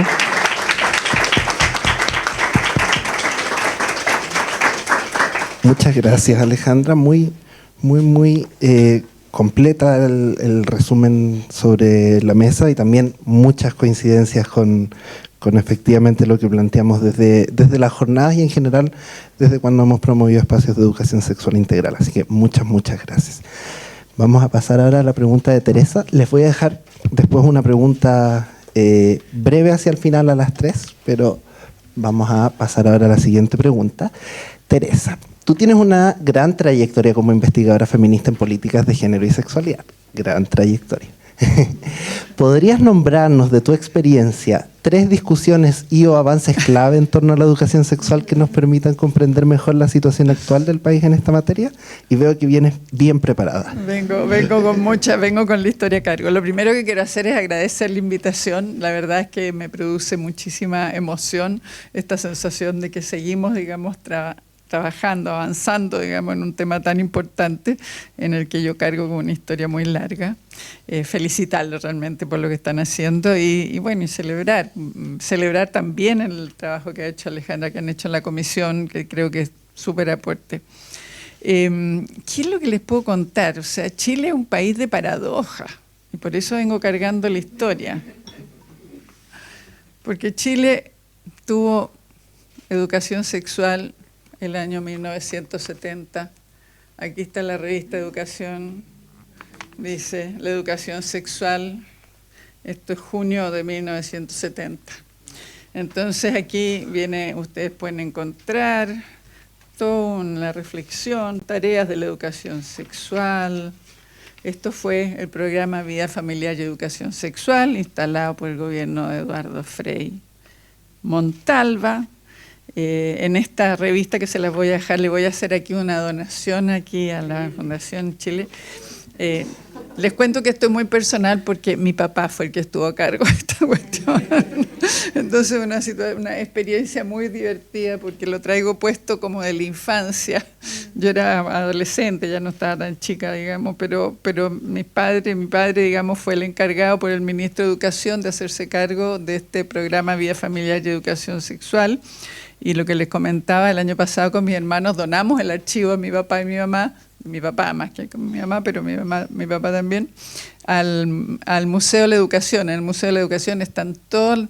Ese programa Vida Familiar y Educación Sexual tuvo todo, tuvo el currículum, se trabajó con los padres. Es fascinante leer esto porque uno dice, ¿cómo puede ser que hace 55 años estábamos hablando lo mismo? Y esta revista tiene cosas geniales porque hace preguntas a estudiantes y hace preguntas a algunos actores relevantes. Entonces, entre los actores relevantes, a quien se le pregunta sobre sexualidad y sobre educación sexual está el señor Hernán Larraín, presidente de la Federación de Estudiantes de la Universidad Católica. ¿Y qué dice? Dice que debido a no ser un experto en la materia, preferí responder el cuestionario que se me ha enviado como un solo todo, abordando únicamente los temas que más conozco, siguiendo relativamente el orden de las preguntas. La educación sexual en la enseñanza fiscal y particular realizada en forma sistemática es ya un hecho en práctica en casi todos los establecimientos educacionales del país. Eso, ¿por qué lo digo? Porque nuestro país es de paradoja, porque la dictadura militar, esto es uno de los ámbitos donde más actuó. Entonces ahí ustedes tienen a todos los personajes, los temas de la familia, los temas, ¿no es cierto?, de las notas, cómo debía hacerse, todos los temas cómo debía hacerse, digamos, en forma progresiva. Hoy día hablamos de la progresión en el caso de los... Pero les quiero leer una cosa muy insólita que voy a ver si la encuentro entre todos los papeles que traigo. Lo que pasa es que traigo, ustedes me van a perdonar, pero es mi estilo personal, ando siempre. Trabajé ayer buscando todos los papeles que les quería mostrar, porque es historia, pero es paradójico, pero no se pierde, digamos, se vuelve. Me falta algo, cuando lo encuentre se los leo porque es demasiado simpático esto, aquí. Rodolfo Valdés, mi padre, educación familiar y sexual a clases. Ministra, mire, qué emoción. Voy a leer una chochera personal, entrevista a Rodolfo Valdés en enero de 1970 en el Diario El Sur de Concepción. Entonces les voy a leer nada más que la última pregunta. Dice, ¿a qué edad él estuvo a cargo del programa Vida Familiar y Educación Sexual en el Ministerio de Educación, el programa de perfeccionamiento del magisterio? E instalaron todo el equipo, desarrollaron todos los materiales. Entonces le preguntan, ¿a qué edad debe informarse al niño? Dice, depende de su madurez y del medio en que vive. Algunos están rodeados de una promiscuidad tan grande que no se puede postergar su educación hasta la pubertad en circunstancias que están viviendo, incluso realizando muchas cosas. No existe una norma general. El año 70, en enero del 70 se decía que había que partir lo antes posible. Bueno, entonces, ¿qué les quiero comentar yo? Ese programa, Vida Familiar y Educación Sexual, que desarrolló todo tipo de materiales, que como les digo, están en el Museo de la Educación donde lo llevamos, se formó a los profesores, se investigó, se realizaron las clases muy básicas, es una ternura verlo, porque era educación para los padres con diapositivas sobre los órganos sexuales, etcétera, etcétera. Se vio interrumpido y todos sus materiales y textos para padres, profesores y alumnos fueron quemados en la dictadura, fueron quemados en la 73, se eliminó el currículum escolar, cualquier referencia a actividad que fuera más allá de la biología, la reproducción.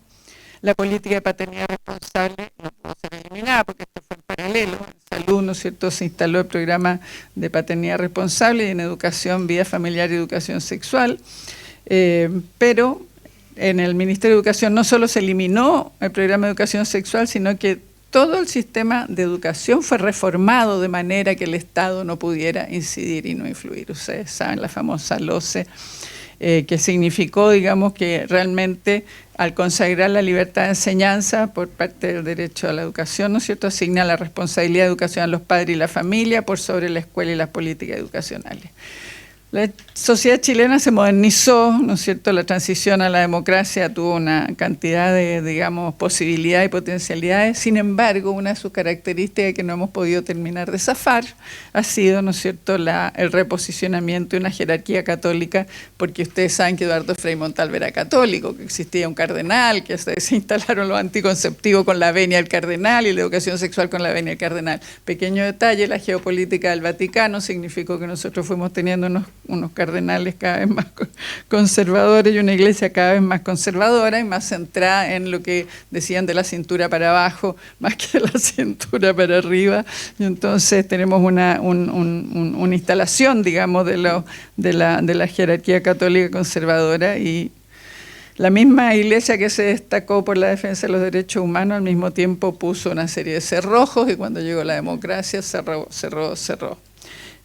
Bueno, quiero resaltar de inmediato, porque una de las alegrías que tengo hoy día al escucharlo y verlo a ustedes es el rol de la sociedad civil. Han de saber ustedes que esto, claro, en el caso del año 70 no había una sociedad civil, hubo una decisión claramente de la negociación con Estados Unidos, la Alianza para el Progreso, las platas para el desarrollo, incluían el temor, ¿no es cierto?, de la superpoblación, de la explosión demográfica, que es todo lo contrario de lo que estamos. Entonces le vamos a pasar plata para la pobreza, pero usted me hace, ¿no es cierto?, educación sexual y control de la fecundidad. En ese contexto, ¿no es cierto?, bueno, sucedió lo que sucedió, entonces no había una sociedad civil. Sin embargo, en tiempo de dictadura se fortalece y aparece un movimiento feminista y un movimiento de mujeres y que ha seguido y ha podido reponer y plantear. Y entonces tuvimos la red de salud, el foro abierto de derechos sexual y reproductivo, y a lo largo de los años, ¿no es cierto?, se pudo avanzar en alguna legislación. Se pudo avanzar alguna legislación. Hay que recordar en esta materia la circular del año 91 que estableció que las estudiantes en situación de embarazo o maternidad podían continuar. Después tuvo que transformarse en ley porque los colegios lo que hacían era pasar a las estudiantes a la educación vespertina, entonces dejan a todas las chicas igual. Después, ¿no es cierto?, hubo la primera comisión que analizó qué hacer con la educación sexual. Después, eso fue en el gobierno de Elwin, los lineamientos de política de educación sexual el año 93. Ese documento señala que la educación es un derecho que privilegia el principio de subsidiariedad del Estado, es decir, el Estado no debe meterse donde se meten los niveles intermedios, y por lo tanto la educación es tarea de la familia y no se puede meter el colegio, no se puede meter el ministerio. El gobierno de Eduardo Frei Ruiz-Tagle implementó la famosa JOCA, que ustedes recuerdan cómo fueron, qué es lo que pasó, digamos, así. Josefina Bilbao, que nunca hay suficiente espacio para hacerle homenajes, resistió todo lo que pudo. No es que no le jodieran un poquitito la metodología, pero resistió, ¿no es cierto? Y después tuvimos que el Mineduco incorporó los objetivos fundamentales transversales. Después, en la Ley Orgánica Constitucional de Educación y Enseñanza se estableció esto de que el embarazo y la maternidad no constituían impedimento. El 2004, a más de 10 años de la formulación de la política de educación sexual, el Ministerio de Educación constituyó una nueva comisión en la que yo participé, donde estuvo la Julita Marfán, que la hacía secretaria ejecutiva, donde trabajamos intensamente en forma muy transversal y sacamos un informe maravilloso y un plan de educación en sexualidad y afectividad, donde se desarrollaron objetivos, se plantearon recursos, se hizo una cantidad de cosas maravillosas, desarrollamos materiales y todo esto también queda de regalo, chiquillos, para ustedes. ¿Qué sucedió? Hubo cambio de gobierno y el ministro que llegó no le gustó y desarmó la secretaría que habíamos armado. Cuando nosotros entregamos el informe le dijimos al ministro, mire, esto o lo hacen o nos vamos a venir a quemar a lo bonzo delante de usted. Bueno, y lo hicieron, pero el pequeño detalle es que hubo un cambio de gobierno y llegó un ministro que no era partidario de esto y se fue todo a las bodegas y no sabemos si se quemó también, probablemente. Esto también se los voy a dejar de regalo. Esa comisión fue absolutamente muy interesante porque lo que planteó era que la manera en que se había interpretado el principio de subsidiariedad no era adecuado, porque en el fondo no podía imponerse, digamos, pasar por encima de lo que eran derechos sociales y derechos de todos los niños, muy basado en la Convención de los Derechos, ¿no es cierto?, de los niños y las niñas, el que se impusiera, digamos, las decisiones a nivel local y no que se impusiera, ¿no es cierto?, lo que eran los derechos de todos los niños y niñas. Esa Secretaría Técnica se definió una estrategia nacional, se hicieron una cantidad de cosas notables, pero como les digo, murieron. Pero la historia continuó. Entonces, el empeño siguiente, del cual también les traigo regalo a ustedes, es lo que se hizo en el segundo gobierno de la presidenta Bachelet. Ahí estaba yo a cargo de género en el Ministerio de Salud. Y desde ahí desarrollamos la Estrategia Nacional Intersectorial en Sexualidad, Afectividad y Género, la ESAG. Trabajamos con el Ministerio de la Mujer, creo que ya estaba como ministerio. No todavía, ¿no es cierto? Trabajamos con el Ministerio de Educación, trabajamos en el Ministerio de Salud y desarrollamos una estrategia nacional con los equipos técnicos, trabajamos maravillosamente, ¿no es cierto? Y desarrollamos una cantidad de materiales, una caja, formulamos una estrategia, cómo se tenía que desarrollar, acá está todo, absolutamente todo. ¿Qué pasó? Llegó, para hacerla corta porque no puedo hablar demasiado rato, llegó la señora Cubillos, Ahí están todos los materiales, esa caja se entregaba a los profesores, ¿no es cierto?, con todos los materiales. Ahí está, todo.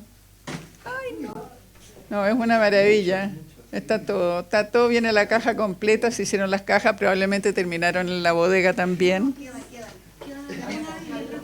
Bueno, aquí les traigo yo una de regalo, la tengo yo guardada con un cariño infinito, pero se las comparto porque yo creo que ustedes la van a usar más.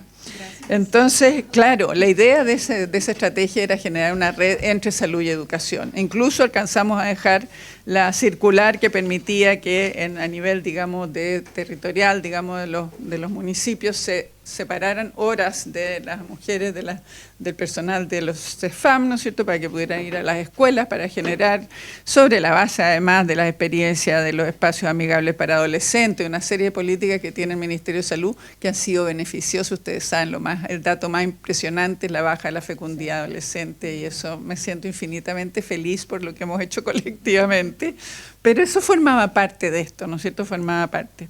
Ahora bien, ¿por qué les cuento todo esto? Porque hay que hablar, tengo varias experiencias más, porque como esto me ha acompañado en la vida, yo he trabajado mucho en estas cosas. Esto hicimos investigación sobre sexualidad y derechos sexuales en Chile, qué pasaba en las universidades, hicimos un estado del arte, para decir que en las universidades todo lo que se avanzaba era en iniciativa de las académicas o de los académicos, que las universidades no proveían los recursos, etcétera. Hicimos otra iniciativa maravillosa, copiando lo que hacen en Brasil, que es educación a distancia, y desarrollamos el material completo con gente de Brasil más nosotros, y lo probamos en varias universidades. Teníamos una alianza ya con la Universidad Arturo Prat, lo hicimos en varias sedes. Pequeño detalle, cambió el rector, y el rector dijo que no era prioridad. Esto lo desarrollamos virtual y presencial. Tenemos todos los materiales y una preciosura. Formación docente. Lo que se hace en Brasil se hizo pero masivamente, y se hacía masivamente a todos los profesores de aula, porque todo este tema de la formación continua, como se hace, ya dijeron ustedes, todo lo que corresponde, la atención, la sobreexigencia, lo difícil que es. Bueno, esto se prueba, está probado y desarrollado en Brasil masivamente, a miles, a millones, como es Brasil, porque no es un país, es un continente, entonces miles de millones. Bueno, nosotros hicimos lo mismo y ahí quedó. Entonces, todo esto para decirles que venimos desde hace 55 años, ha habido gente involucrada, preocupada. Este es un tema desde la más profunda humanidad, de lo más profundo de los derechos de las personas, de llegar a ser lo que hoy día se habla del desarrollo humano, digamos, desarrollar todas las posibilidades, las capacidades, las habilidades, todo lo que tú señalabas, ¿no es cierto? Eso está en el marco de la conceptualización del desarrollo humano, pero tenemos una barrera. Entonces quería relacionarme un poco, hacer, digamos, referencia a esas barreras. Todo lo que estamos viendo y ustedes presentan, yo me sigo preguntando, los colegios no tienen que seguir, o sea, el Ministerio de Educación no puede entrar a las aulas de los colegios. Y eso es así. Entonces sigue dando orientaciones y sigue haciendo, ¿no es cierto?, estableciendo lo que se estableció en la ley, digamos, cuando se incorporó que tenía obligación en la educación, digamos, secundaria, en la educación media. Todo lo que se ha ido avanzando tiene la limitación de que el Ministerio no puede entrar a las aulas. Y eso hace una barrera tremenda. Entonces yo me pregunto, todo lo que estamos viendo, ¿qué pasa con ello? Tenemos las barreras ideológicas, que son dramáticas y que están fortalecidas ahora con el avance, digamos, de los grupos sectores conservadores. Nosotros cuando hicimos en esta comisión en el Ministerio del 2004, se hizo una encuesta a padres, estudiantes y profesores, una encuesta que es preciosa, les puedo compartir los resultados, porque se preguntaron cosas bien básicas y a todo lo mismo. Hubo colegios que no se pudo hacer porque los padres se negaban, o sea, no se pudo hacer, no se podía preguntar cosas muy básicas, digamos, de qué pensaban que debía ser, cómo debía ser, qué sé yo, nada. Entonces hay un tema, digamos, que aparece, este es como el lugar donde se parapetan, digamos, los que quieren conservar un orden patriarcal, etcétera. El otro tema dramático es la sustentabilidad del tiempo y su continuidad. O sea, esfuerzos, como les digo, han habido mucho y están ahí. Y yo sé cuando cuento esto, es demasiada la gente que no tiene la más remota idea que esto fue así. Entonces, la sustentabilidad en el tiempo, mírate esa caja, mírate todo eso que se hizo. Yo sé que parte de ese material sigue estando en el ministerio, no sé si lo seguirán usando o no, pero era una cuestión, digamos, un tremendo esfuerzo y ahí queda. Entonces, cambian las autoridades, cambian las alianzas, los grupos en el poder, ¿no es cierto? Y piensen que dentro de un mismo sector, si fue en el gobierno de la presidenta Bachelet, donde el ministro de Educación no le pareció, nos quemó y nos sacó todo lo que habíamos hecho. Entonces, la otra barrera es la preparación de los profesores, o sea, la cosa de las universidades. Yo entiendo de que hay unos avances enormes y que están aquí, digamos, mi amiga rectora, exrectora, la Elisa, linda. Esto es un trabajo permanente, pero es muy difícil. Lo que nosotros investigamos y sacamos en esa investigación es que, me decían, porque yo entrevisté en ese tiempo en la Metropolitana, decía, yo para hacer ese curso necesito tanta plata, porque necesito hacer tantos cursos en paralelo y si no me financian yo no puedo hacerlo. Por lo tanto, son cursos optativos, son sin financiamiento, son de voluntad de los profesores y si no, no existen. Entonces, la formación tiene que ser con financiamiento, si no, no pasa. Ya voy a terminar. Me están mirando con desesperación. ¿Cómo voy a terminar? Voy a terminar señalándoles, digamos, de que la educación, todas las cosas que ya se dijeron aquí, no las quiero repetir respecto a su potencial transformador, que es el espacio donde se produce y reproducen los estereotipos de género, que las masculinidades se producen y reproducen en sus peores versiones en el espacio de la pandilla, eso lo estudiamos, ustedes saben que yo inicié los estudios de masculinidades, estoy muy feliz que el Sebastián haya estado con ustedes, estuvimos conversando mientras estaba en la comisión, pero el espacio de la educación, este es el espacio en que se fortalecen las masculinidades más tóxicas y más brutales. La pandilla está estudiado, hay una cantidad de trabajos realizados, investigación en América Latina, en Perú, en todo, porque trabajamos muy colectivamente en esos años. La pandilla es la que dice, no, tú eres o no eres, cómo eres, entonces es un trabajo mucho más, requiere mucho más, me parece maravilloso que esté entre las recomendaciones, requiere un abordaje, una comprensión. Hoy día las redes sociales están en la situación más horrorosa. Yo tengo unos nietos que mis hijos están desesperados, son hijos de madre feminista, entonces mis hijos son un poquitito especiales también, están desesperados por las porquerías que escuchan en TikTok y las canciones. Y las canciones el otro día me mandó uno de ellos, todas las porquerías que escuchan son de una violencia sexual y de una digamos, se está cayendo el agua, de incentivar, digamos, lo peor que tiene la masculinidad, y ahora que estamos con la wife, digamos, como la promoción de las mujeres esposas y todo, de verdad es que es clave, no solo la educación sexual integral en términos, digamos, todo de lo general que hemos visto acá, sino que el tema de dónde se producen las más brutales sesgos de género son los chicos en las pandillas. El Club de Toby hoy día no es como el Club de Toby de mi generación, el Club de Toby hoy día y le lleva al narco y le lleva toda una cantidad, digamos, de adhesión. Entonces, quiero terminar diciendo que estoy tan feliz que a mí me han invitado 2 varones. Me saben la felicidad profunda porque aparece como que estos temas siempre los hemos hecho a las mujeres, entonces tengo que agradecer y celebrar y animarlos a que sigan y como les digo, dejo aquí en donación. En donación se van a entretener a morir viendo esas cosas, y morir, porque las cosas, imagínense, a Hernán Larraín, el mismísimo Hernán Larraín, el que fue ministro de Justicia, ese diciendo que existe educación sexual en todos los colegios. Oye, muchas gracias, un aplauso, Teresa.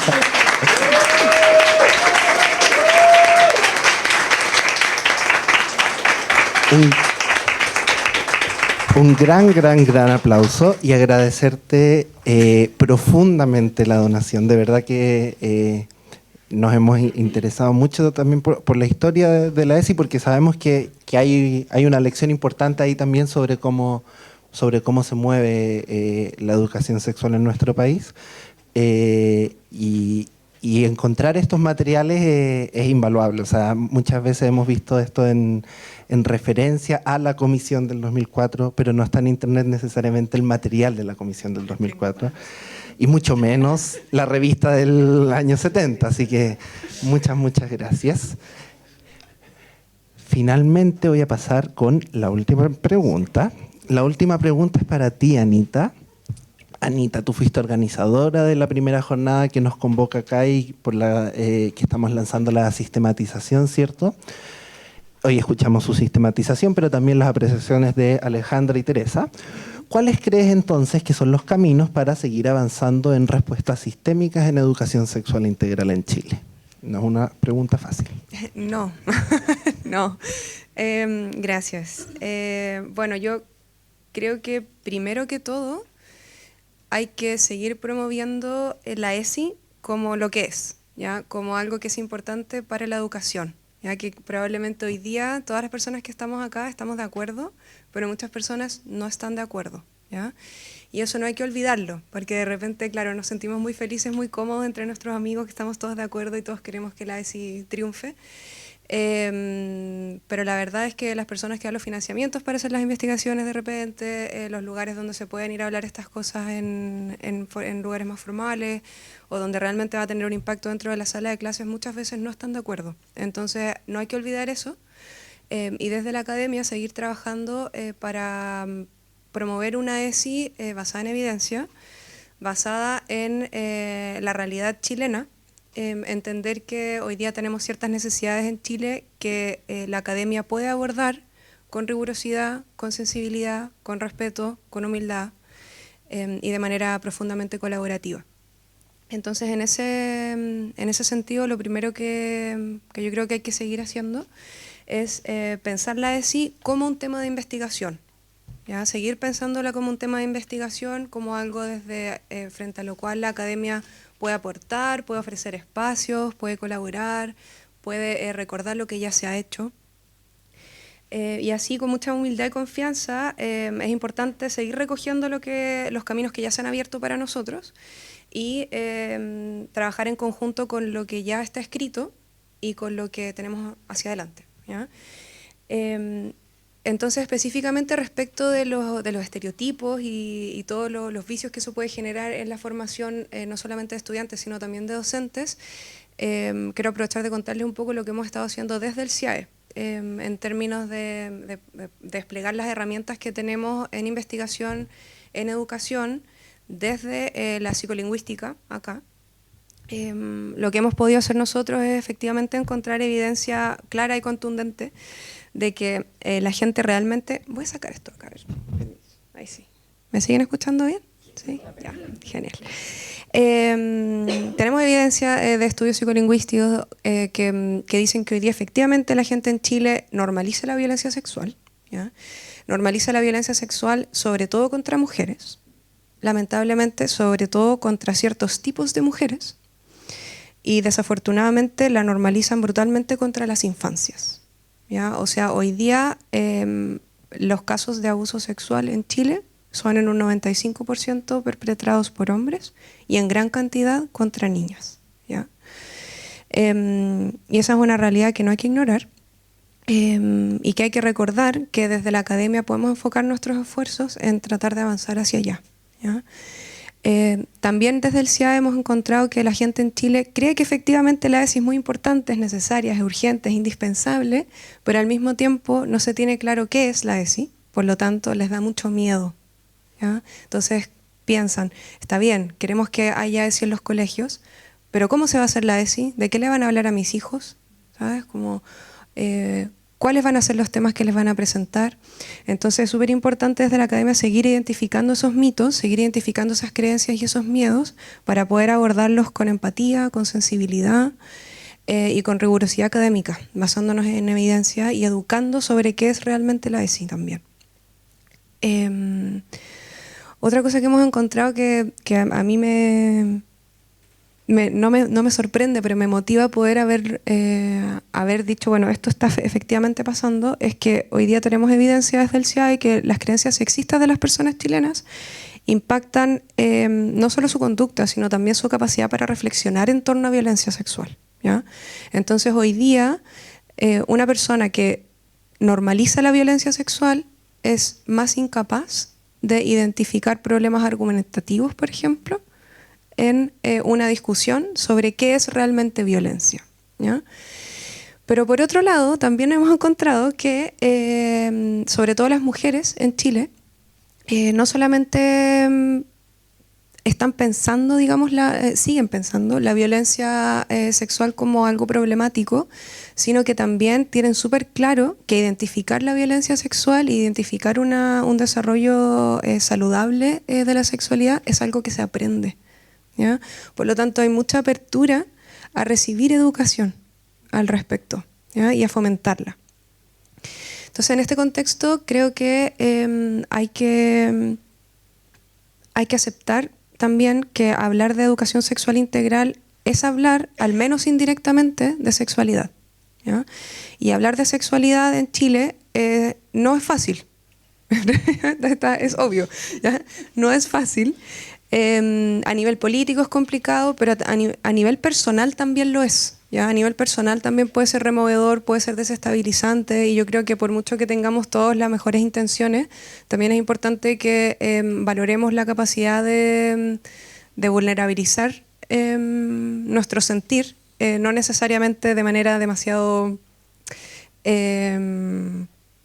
íntima, pero sí aceptar que cuando hablamos de sexualidad se remueven cosas. Y está bueno respetarlas, escuchar a las familias, escuchar los miedos y acogerlos con cuidado. Entonces, para como tener una bajada un poquito más práctica respecto, por ejemplo, de las conclusiones de la jornada que veíamos hoy día en la presentación, ¿qué podemos hacer desde la academia para seguir motivando, por ejemplo, la articulación intersectorial? Bueno, por ejemplo, postular a financiamientos de manera conjunta, como ya lo hemos estado haciendo con Chile Necesita ESI, ¿verdad? Organizar cosas en conjunto, abrir los espacios a la sociedad civil, conversar con los ministerios, con la mejor de las aperturas y siempre una postura colaborativa. En cuanto a la formación docente, creo que es súper importante también ir identificando cómo apoyar a estos docentes para justamente no generar esta sensación como de ahogo que vimos en la jornada, como de, ay, yo quiero mejorar esto, pero o sea, ya no me da la vida, o sea, no me da la vida ni para ser profe, y más encima tener que hacerme cargo de la ESI, como, ¿qué necesitamos? Ir a hablar con ellos, escucharlos, ver lo que necesitan y ver qué podemos ofrecer también desde la investigación académica. Por otro lado, respecto de la participación estudiantil y de las políticas públicas realistas y aplicables, creo que es muy importante fomentar el vínculo entre escuela y familia, ¿ya? Porque en este momento hay muchas familias que efectivamente sí valoran la ESI y sobre todo la valoran para la prevención de violencia sexual, ¿ya? Sin embargo, no se tiene del todo claro cómo una buena ESI va a prevenir la violencia sexual, ¿ya? Y cómo hacerlo solo desde la escuela cuando en general la violencia sexual ocurre en la casa, ¿ya? Entonces, fortalecer ese vínculo es algo que va a generar más confianza y que también nos va a permitir ir pudiendo como avanzar todos en conjunto. Entonces, para cerrar, porque ya sé que estamos todos atrasados, yo creo que el camino aquí hacia adelante es seguir trabajando de manera colaborativa por una ESI situada, basada en evidencia científica, que sea rigurosa, que sea realista y que sea sobre todo muy sensible a las necesidades de nuestra sociedad. Muchísimas gracias, Anita. Un aplauso. Muchísimas gracias, Anita, y muchísimas gracias a las tres por este panel, por lo que cada una trae a este panel. Sabemos que cuando hacemos ESI, cuando promovemos en general el desarrollo de la ESI, nos paramos sobre hombros de quienes vinieron antes. Así que muchas gracias también a Teresa por recordarnos esto con material tangible sobre quienes nos antecedieron en esta lucha. Por temas de tiempo, no les voy a hacer la última pregunta, pero se la voy a hacer a la ministra. Así que, pero una pregunta breve. Pero les agradezco mucho el panel, les invito a sentarse. Un aplauso, sí.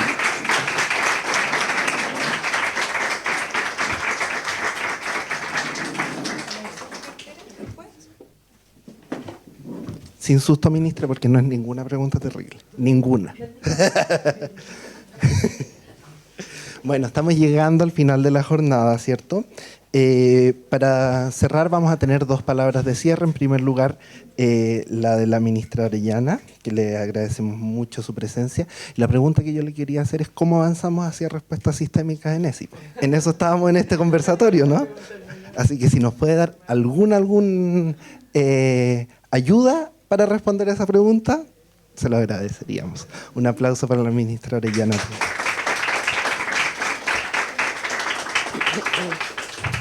Bueno, hola, buenos días todavía. Muchas gracias por la invitación, muchas gracias por la organización de esta jornada.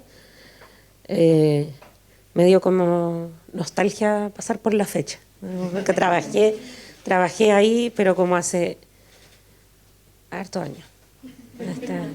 Estaba recién egresada.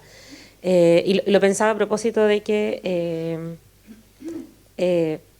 claro, por esos años, el 2015, realizamos el primer congreso estudiantil sobre educación no sexista en Concepción. Y estuvimos ahí planificándolo, y no es lo mismo, pero se parece harto. Y bueno, y muestra un poco como las trayectorias de estas cuestiones en los últimos tiempos. Estaba mirando la cajita también, que está bonita. ¿Cómo avanzamos hacia una respuesta sistémica? Yo creo que no voy a decir ninguna iluminación divina, pero creo que en primer lugar para avanzar se necesitan mayorías, no solamente rigor técnico.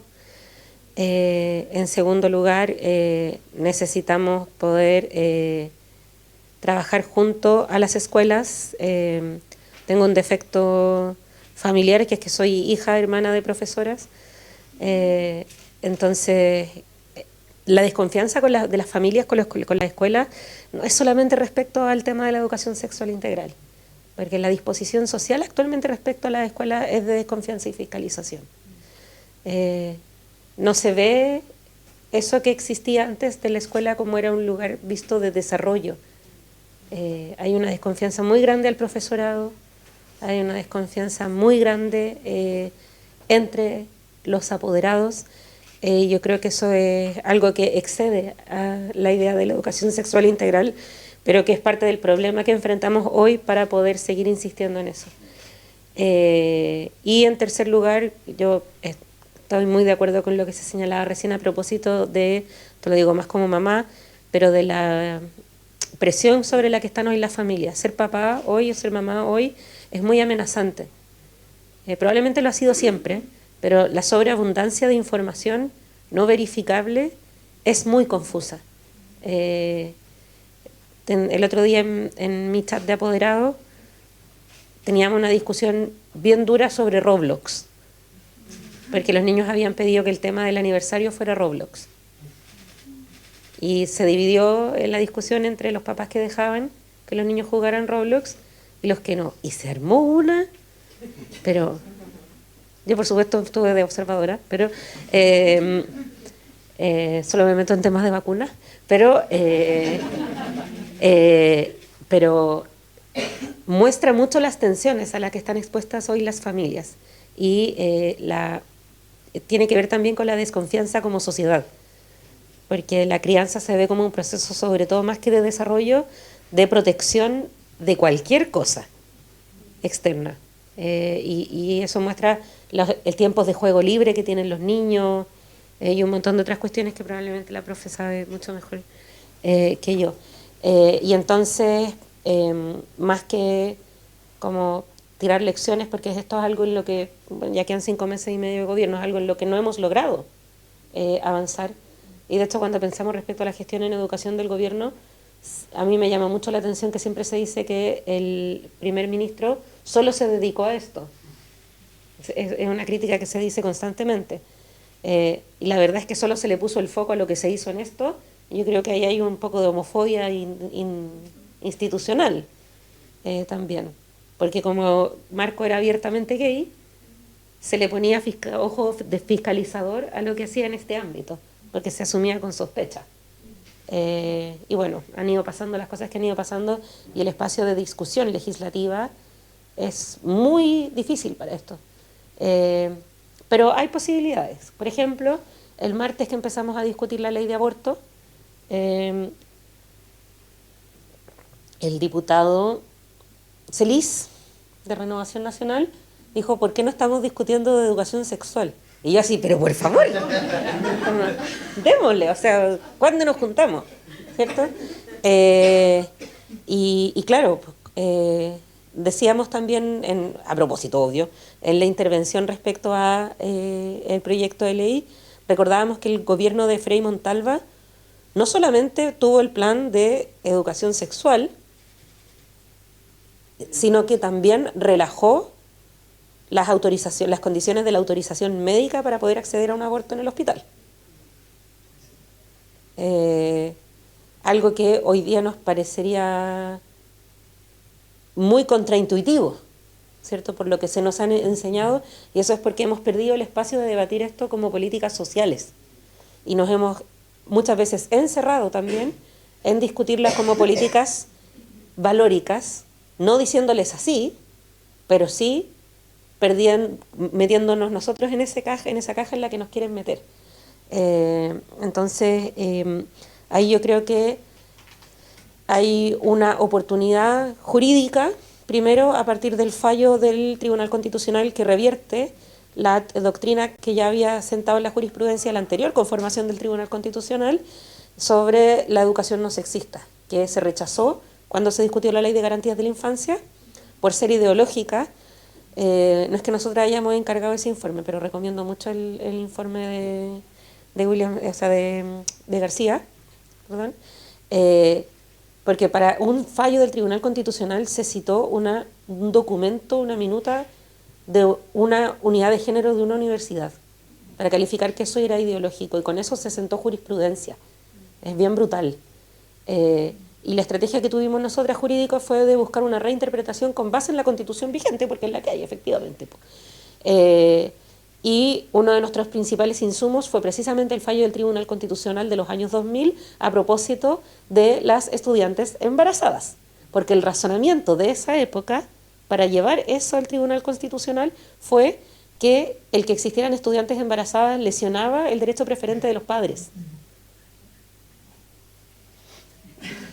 Sí, o sea, uno ve la discusión de la época y lo entiende para dónde iba, ¿cierto? Pero en el fondo se asentaba que el derecho preferente de los padres está íntimamente ligado a discriminar. Y por lo tanto, al buscar una reinterpretación con base en otras disposiciones constitucionales como el derecho a la educación y digamos el derecho internacional a propósito de la Convención de CEDAW, pudimos abrir un espacio de derecho que no está todavía plenamente explorado.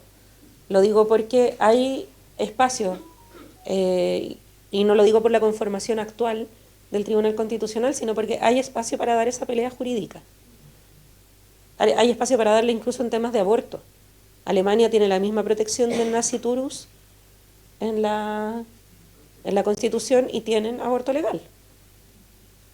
Podríamos discutir si es el mejor sistema, pero de que lo tienen, lo tienen. Y por lo tanto, como lo principal que quería decir, ahora sí cierro, es que a pesar de que ha habido derrotas político-electorales, yo creo que las condiciones siguen siendo las mismas.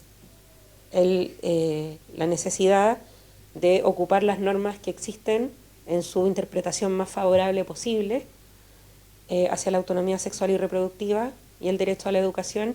En segundo lugar, seguir buscando conformar mayorías, y ahí tampoco voy a decir ninguna iluminación, hay elecciones ahora, y dar a conocer los datos. Nosotros hicimos también un estudio sobre derechos sexuales y reproductivos, una encuesta telefónica, y solo el 2,5% de las personas respondió que estaba satisfecha con la educación sexual que recibió. Solo un 25% entendía bien, porque también se reconocían no saber que era educación sexual, que estaba disconforme, o que la encontraba mala o muy mala. Entonces yo creo que hay un camino por construir, pero que para el cual yo quiero solo agradecer el trabajo de Chile Necesidades y por hacer unir como el análisis de la evidencia con el activismo. Y yo pienso en el activismo político no como entre que estamos de acuerdo probablemente en esto acá, sino tratar de salir a buscarlo. Y ahí yo creo que el principal desafío siguen siendo las familias.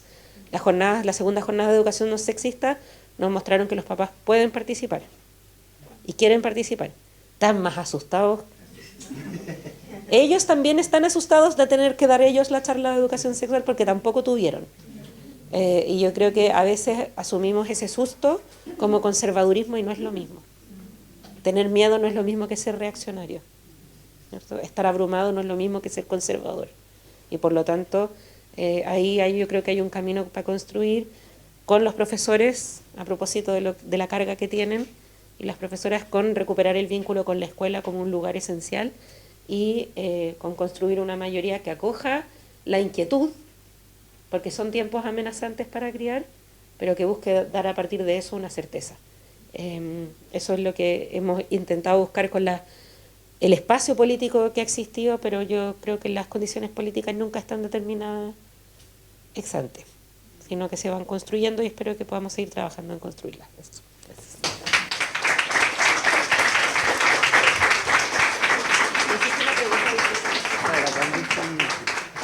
Pero estuvo súper respondida. Muchas gracias, ministra. Finalmente, vamos a pasar a las últimas palabras, pero se me desordenaron los apuntes, entonces me tienen que esperar. Finalmente vamos a pasar a las últimas palabras en función de cerrar esta jornada. Después tenemos un coffee al que los vamos a invitar, pero finalmente invito acá adelante a Macarena Silva, directora del Instituto de Educación de la Universidad de Chile. Un aplauso. Gracias. Muchas gracias. La verdad es que es una alegría para nosotros en el Instituto y en el CIAE que se desarrolle aquí esta jornada donde se sistematiza lo que se trabajó ya en el mes de abril. A mí no me preguntaron nada, pero igual yo voy a decir una cosa que no es nuevo, es algo que han comentado ustedes en la parte más final y es sobre el miedo. El miedo, la vergüenza, que son palabras que en general están alrededor del tema de educación sexual y claro, es algo que nos toca a todos, a los papás, los profesores son familias también en sus casas, entonces la verdad es que yo creo que el temor casi siempre es como un mal amigo cuando uno tiene que enfrentar cosas y quizás un primer paso, como mencionaron varios de ustedes, es tener como conciencia de que es un tema difícil, conciencia de que hay temor y abrirse al diálogo. Y por eso yo quiero agradecer a todos ustedes que estuvieron aquí hoy y también la participación de la jornada anterior, porque creo que justamente lo que se está haciendo aquí, así cuando te preguntaron a ti, Anita, como hacia dónde hay que ir, yo creo que hay que ir hacia instancias como esta, que permiten ir abriendo espacios, conversar y acoger también, acoger a quienes tienen miedo para que dejemos de tenerlo y podamos seguir avanzando en la educación de niños y niñas en distintos ámbitos, porque todo va cambiando, si el miedo también es bien humano. Entonces los cambios siempre producen un poco de temor, incluso cambiarse, no sé, de un edificio a otro, o sea, siempre uno está como asustado de las cosas nuevas. Entonces, acoger eso yo creo que es parte muy importante también de poder avanzar como sociedad. Es difícil avanzar solo desde una perspectiva, ¿cierto? Entonces, que podamos estar todos juntos, caminando, acompañando a nuestros niños en este mundo que para nosotros, quizás para ellos menos, porque es el mundo que les tocó vivir, pero que para nosotros es más distinto, amenazante y con mucho cambio. Y eso nos asusta a veces más a nosotros que a los niños. Pero bueno, eso. Así que muchas gracias por estar acá. Muchas gracias, Anita, por organizar también el cierre de tu trabajo de investigación. Así que qué lindo que estés desarrollando este tema acá en el instituto. Y bueno, esta es su casa para cuando quieran hacer cualquier actividad que pueda seguir promoviendo este tipo de talleres y discusiones. Gracias a todas y todos.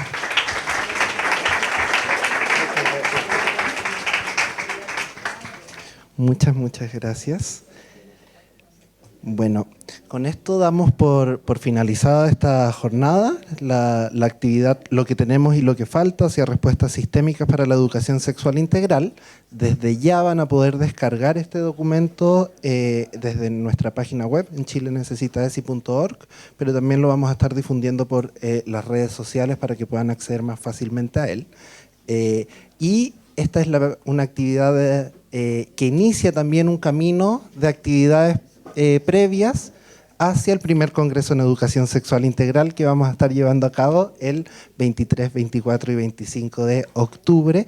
Así que esperamos volver a vernos, esperamos que este tipo de colaboraciones entre la sociedad civil, la academia, estamentos de gobierno se sigan dando. Esperamos verles durante esa instancia y agradecerles mucho su atención y pueden pasar al coffee que está acá al lado. Muchas gracias.